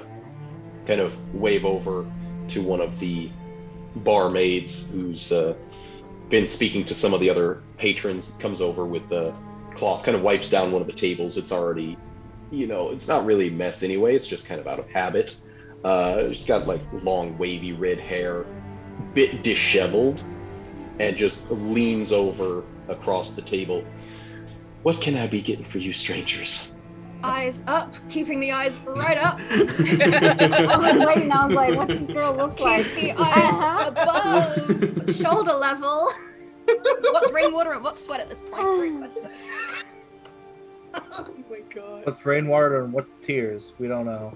I don't know. Food? Lorelei, why do you look so weird? What is it? Dark fire? Dark fire. That's the Oh, God. No. I think that was a Corsiva thing, though. It's that a a Stinzia Stinzia thing. Oh, Stinzia thing. Okay. Needs She'll kind of to forget step this back. pain. I'm real sorry. We're all out of that. And whatever's strongest. Just a water, please. I'll join in the water. That's Starkfire. She'll lean Nothing you should be forward. drinking. Makes you take a nap real hard. I should I tell think y'all, that- it's not real wise to drink the water around here. What's Why wrong is with the that? water? I couldn't tell you, but let's just say we don't want the latrines overflowing. Oh gosh. The only thing mild, like a weaker ale. We got beer. Okay. That's what we got most of. All right, take a bear. Heat is how they usually fix that. Just a little bit of alcohol, mostly water. Tastes like piss. Well, I certainly hope not. Casper will say, and the usual, the special for new friends. She will kind of nod, knowing exactly what he means by that. The bartender comes out, burly man, carrying all these, like, a cluster of small mugs, just all filled with milk that he kind of, like, sets in front of all of the kids, and quickly grabs handfuls of these brown bottles and starts popping the caps off of them, setting them out for you all. You can kind of spin, and the label reads Revito and Son Brewing Company. Slowly turn to look at Acrio. Acrio literally fucking swipes his mug off the table, stands off, and goes outside. His father's a brewer. That's interesting. I never would have guessed. Casper is a little bit shocked. Should I say something? Leave him. He's been through the wars. He's really struggling at the minute. I can only imagine. I'll go check on him. Just make sure he doesn't He might pass get out a or bit. something. He might get a bit snippy with you. Just give him a couple minutes to cool off. But I think it's Say best coming from Asuriel. I mean, it is quite good. It doesn't taste like piss, as you say. I'm sure it's brought up some memories.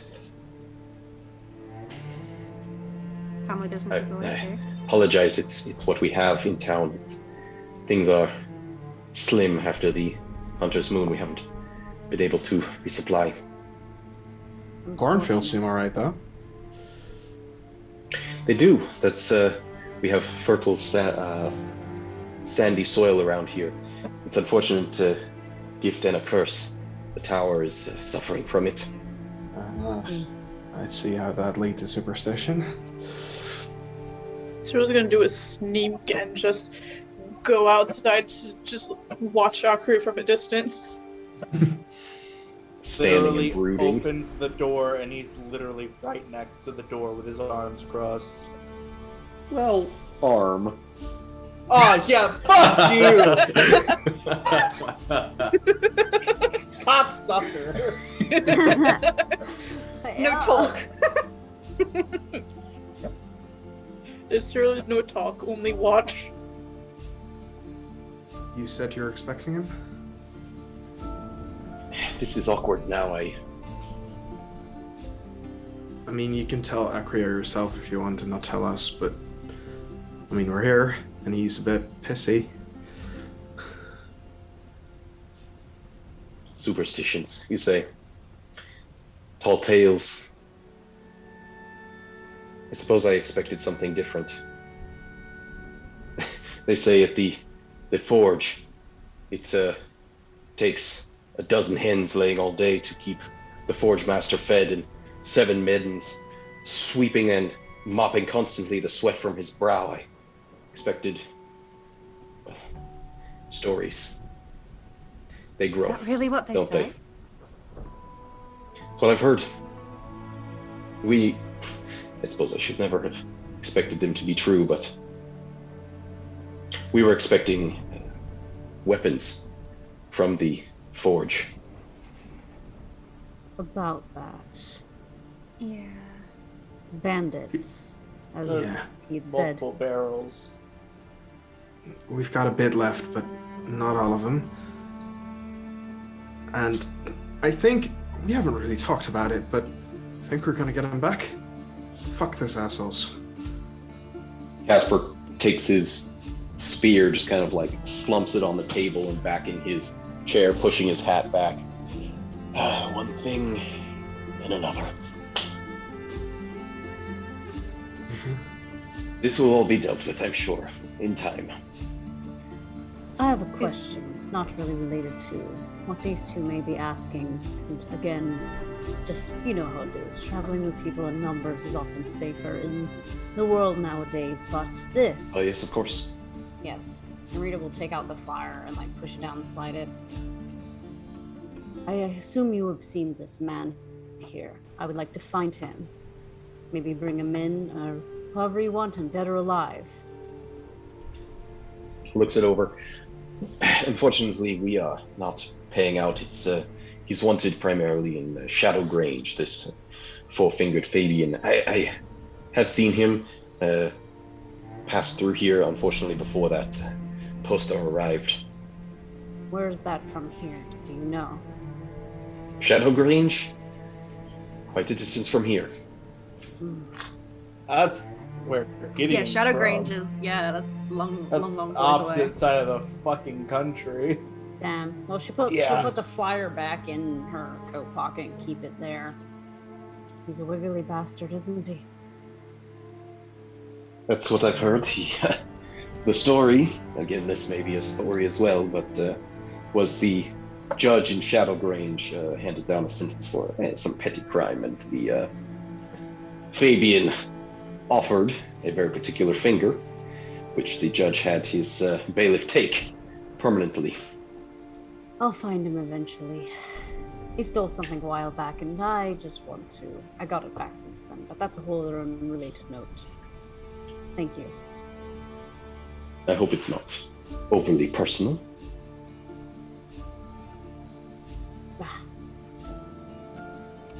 Do you think you can help him, Revito? Not likely myself. I am not trained in angelic magics or anything of that sort. Can you point us in any direction where to begin? There's a doctor in town. Can't speak to all of his skills. He specialized in teeth, but he has improved since then. It would be the best option I can think. At this point, you're all brought out steel plates, cutlery, and there's a rather large chunk of like a steak.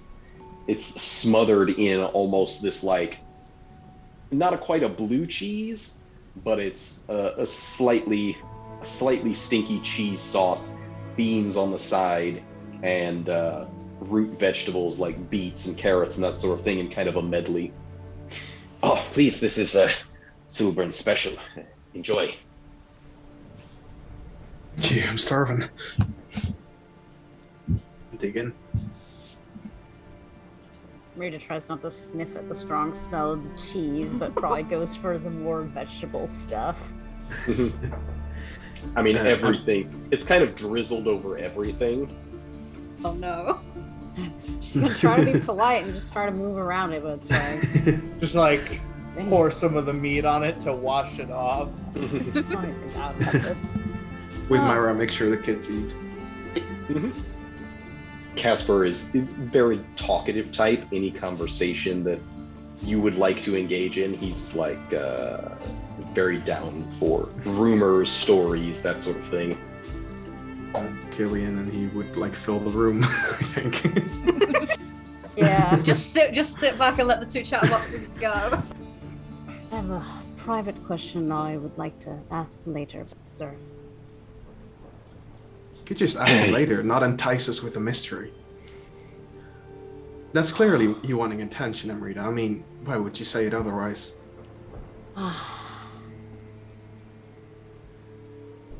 Just pretend and just stay out of my business the next day. Remember, we're parting ways. Anyway, fine.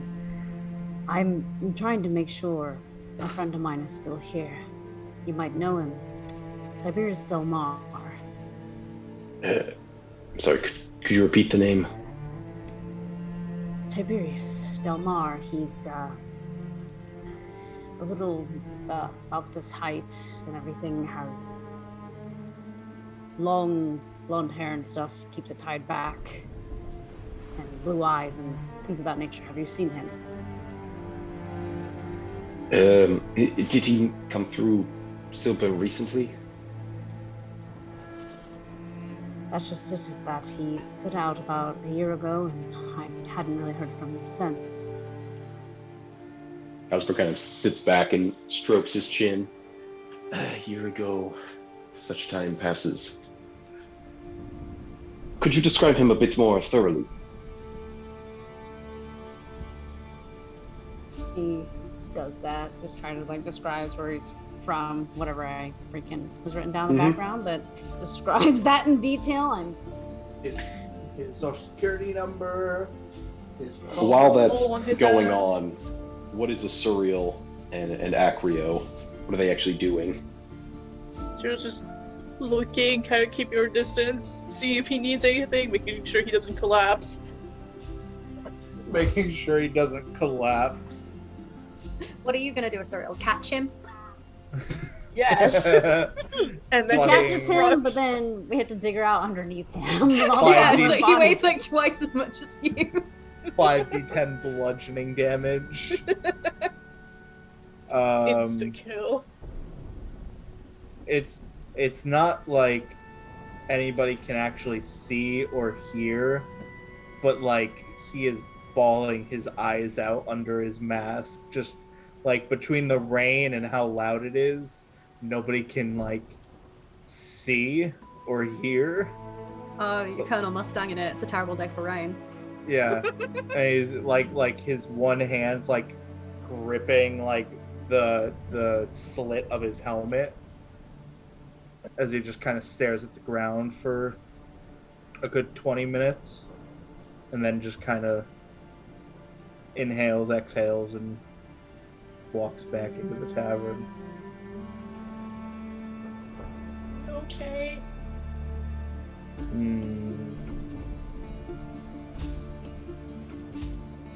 Maybe. She and just follows him back to the table. You would hear the parish blade say, I think I may remember this man. He was with another small group of individuals, not unlike yourselves.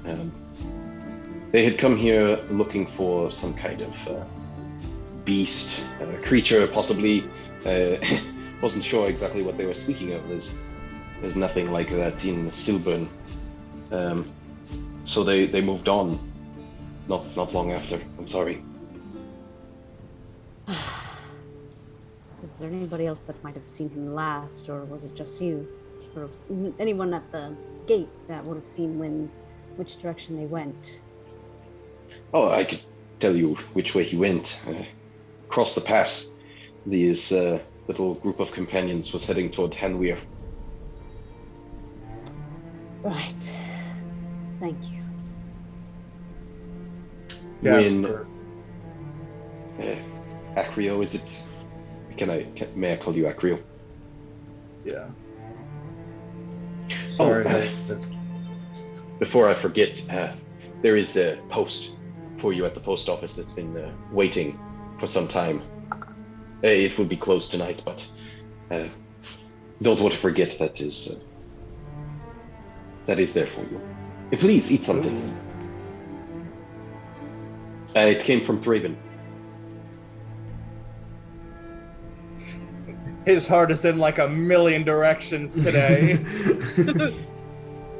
He's like, Thraben? Oh, whoa.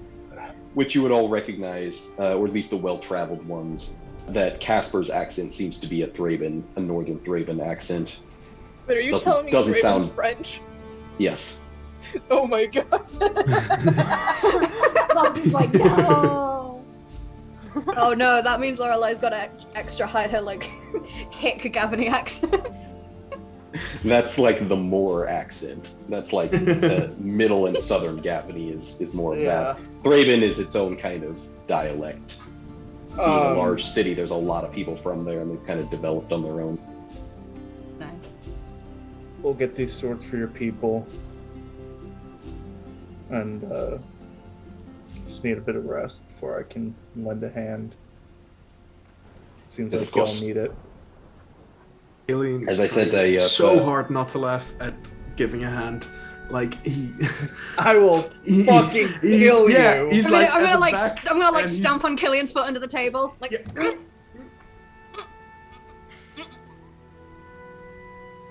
Casper will continue. As I said, I prepared a place at my own residence for your stay. The rest of you, I apologize. I have nothing to offer besides the saloon itself. I will say that the rooms are a bit pricey. I apologize. Got enough. We'll be alright. This is the, I suppose you'd say, the patron of the town, Cooper Hillcrest's property. I suppose it's not to my, parts of it are not to my liking. I will warn you that the rooms, they're clean, but they are often rented by the hour.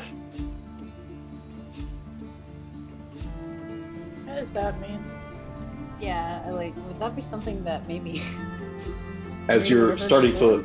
to look around the tavern, you start to realize that most of the women there are in like these rather shiny, like satin dresses, lots of lace, low shoulders, and you're starting to put together what else might be going on and shield the kids' eyes. I knew it. I knew it.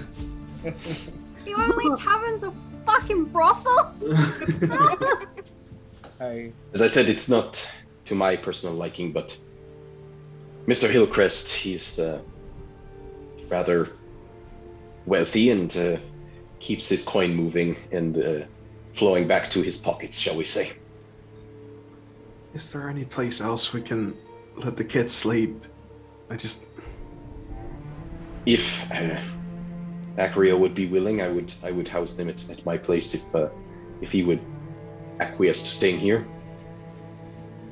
They need it more than me. Take care of them. I shall. You can have my word on this. Thank you.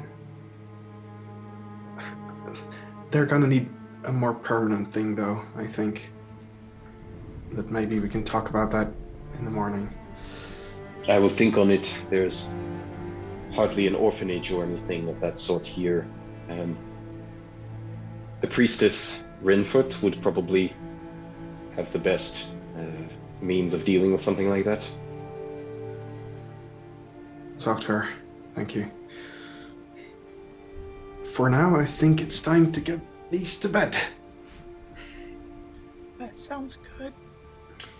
Casper will kind of round up the kids with Myra's help. He thanks her and starts up a little conversation. She's still a little bit closed off, but seems he's warm enough that brings her out just a little bit.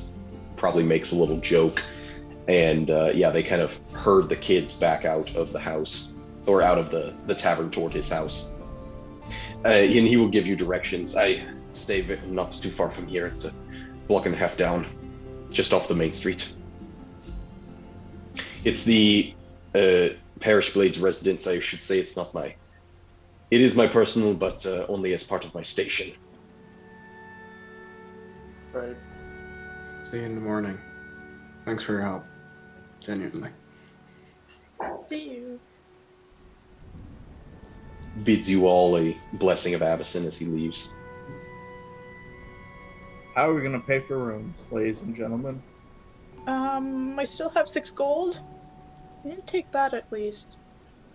I've got The- 40. Pricey, We're and they good. charge by- I was going to say the barkeep would inform you that typically the rooms are either 2 copper per hour or 2 gold for the night. Costs a lot to survive here. I have 1 copper and silver. Someone needs it, I suppose, before we part ways officially. I will use my 2 gold to stay a night. The last. Does anyone need some help? Got enough? On the 2 gold. No, it's fine. I'll give them. Don't bother. Don't bother for me. I doubt I need a room. I mean, we can probably just pair up. Sure. So that means 3 rooms for the night? If you like. Sure. I'll drop the 6 gold before they can pay. Oh shit. You can have your own, Amrita. Myself. Stay away from us. Wait, that means I'm stuck with Lorelei. No, I'm pairing up with Asuriel. Fuck you. Oh, good. That's better. I'm not that much of a drag, am I? Well, you're No. not the most fun to talk to. I have loads of great stories. Tell one now. Okay, so you're right. I don't have any. I thought. The only story I had was about how one time I helped my mum with some livestock that were giving birth, but that's really gross, so I'm not going to tell it. Oh, but that is cute I though. don't know. Good night. Rita starts to just take the key and just walks away. There's a second story. It's kind of got that balcony that goes around that looks down onto the main part of the saloon. So there's a set of stairs up, and all the doors are kind of visible from the main ground. But Oh man, how noisy does it sound going up the stairs? I mean, not really. It's pretty late at night. Okay. Although Lorelei your just watches hearing Amrita is go. exceptional compared to most people's, so no. Oh god. take that as you will. Yeah. Just gonna quickly just go and just go shut the door.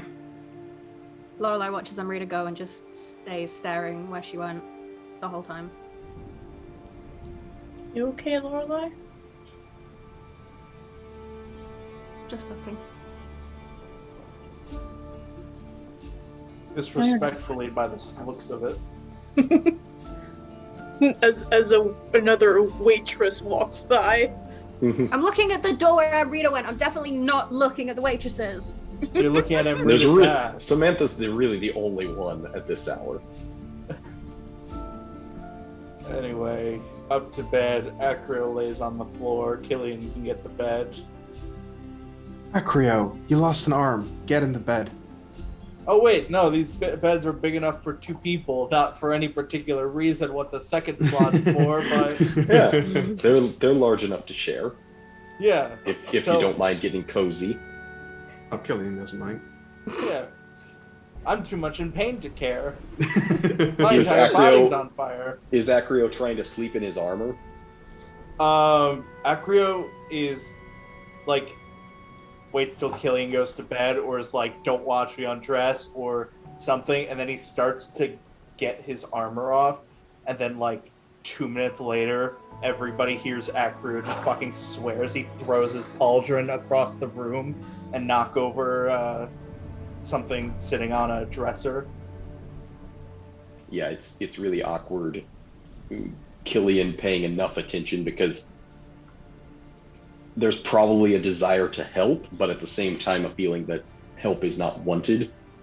But it's hard to tell how long it's going to take him to de-armor in this state. Alright, I'm gonna ask. Do you need help? You can punch me in the face afterwards. Makes you feel better. Listen, I've got a lot of experience in dressing men. Don't worry.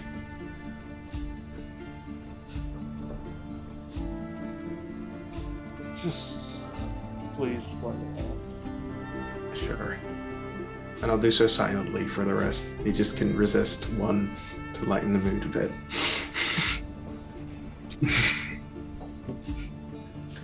Lorelei and Asuriel down on the main floor before you decide to turn in happen to notice this large individual, not necessarily broad but a very tall, lanky guy sitting at one of the booths. There are what appear to be probably a couple cowhands that are rather drunk.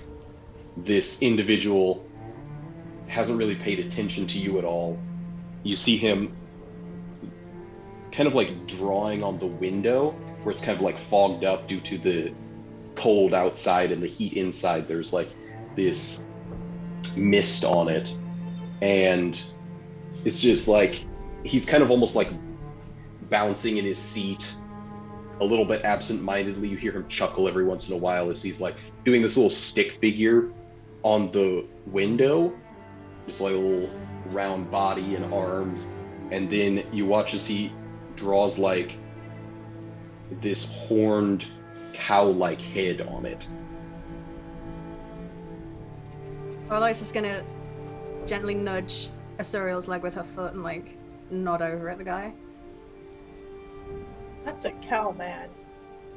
He has this like flame red hair, not dissimilar to Samantha's, but not really the same either. Short cropped, kind of parted in the middle almost. Lorelei will shrug. She can't even think about sleeping right now, so she might as well. And she goes over and she'll sit down opposite him and just look at what he's drawing. The two guys in the booth opposite him. Oh shit! Well. Yeah, the cowhands. Is there like a table like behind him? I mean, it's a booth, so you could pull a chair up to the side of the booth if you want. Yeah, I'll bring up a chair. Kind of like notice that you're there, half smiling, turns to you, and the side of his face is like drooped as he looks at you. One of his eyes like faced in the wrong direction. But he seems Is your eye okay? jovial enough. To that question, he just kind of like touches his good eye, trying to make sure it's still there. It's fine. She meant the other one, but it doesn't matter. Nod towards the window. Fancy yourself an artist, then? He'll just kind of like chuckle and like tap the window. Someone you've met before? Nods. Or like quickly. She's dealt with people like this before. She knows how this goes. It's like, when did you meet him? Pretty recently? A few moons ago? Or more than that? He'll like very aggressively shake his head and then point at your chest when you refer to as him. I don't follow, mister.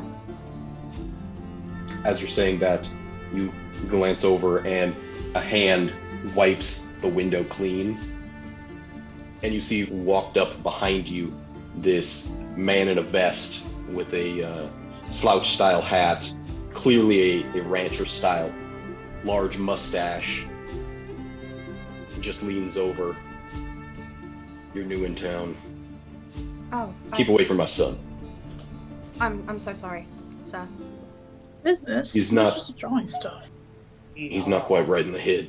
You can't trust it. Aye. I've met people with a similar affliction. I didn't realize at first to begin with.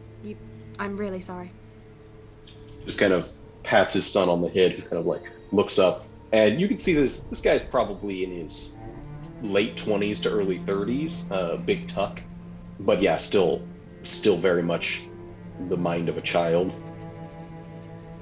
Lorelei will hold her hand out to this father figure, be like, Lorelei Fenwick.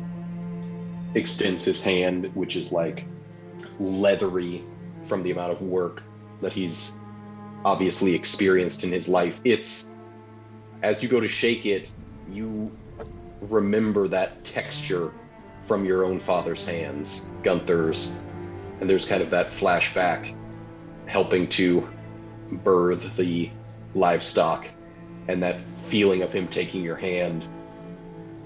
Cooper Hillcrest. Ah. I heard this, you were this town's patron, yes? These are your lands? I keep people working around here. I can respect that. You've got working hands. Done my fair share. Again, I'm really sorry for the intrusion. I really didn't mean to. I didn't know. It's fine. No harm. No harm done. Good, good. Did you try the special? I did. You raised the cows here really well. Glad you enjoyed it. I like cheese. Put a lot of work into it. Glad of that too. All local produce? Yes, indeed. Incredible. Well, that's a lie. We import a little bit. Well, we can ignore a little bit, can't we? I certainly hope so. Yeah, we were just passing through. If ever you find yourself in need of anything, just come find me, I suppose. I think that's my line as the host of the town, but it's appreciated. Well, I know nothing comes for free. I'm not gonna walk into someone's town and expect everything to be given. Smart young lady. I worked a farm in my time. I see. And then he just glances over and says, Damn, it is busy tonight. As you hear the doors of the saloon open again. And that's where we're going to drop the curtain on this week's session. That was such a great section. Thanks, Jake, for punching below the belt on every single person here. No problem. It's my speciality. Ah, Jake's cigarette. Special. Backstory Central, baby. Mm-hmm.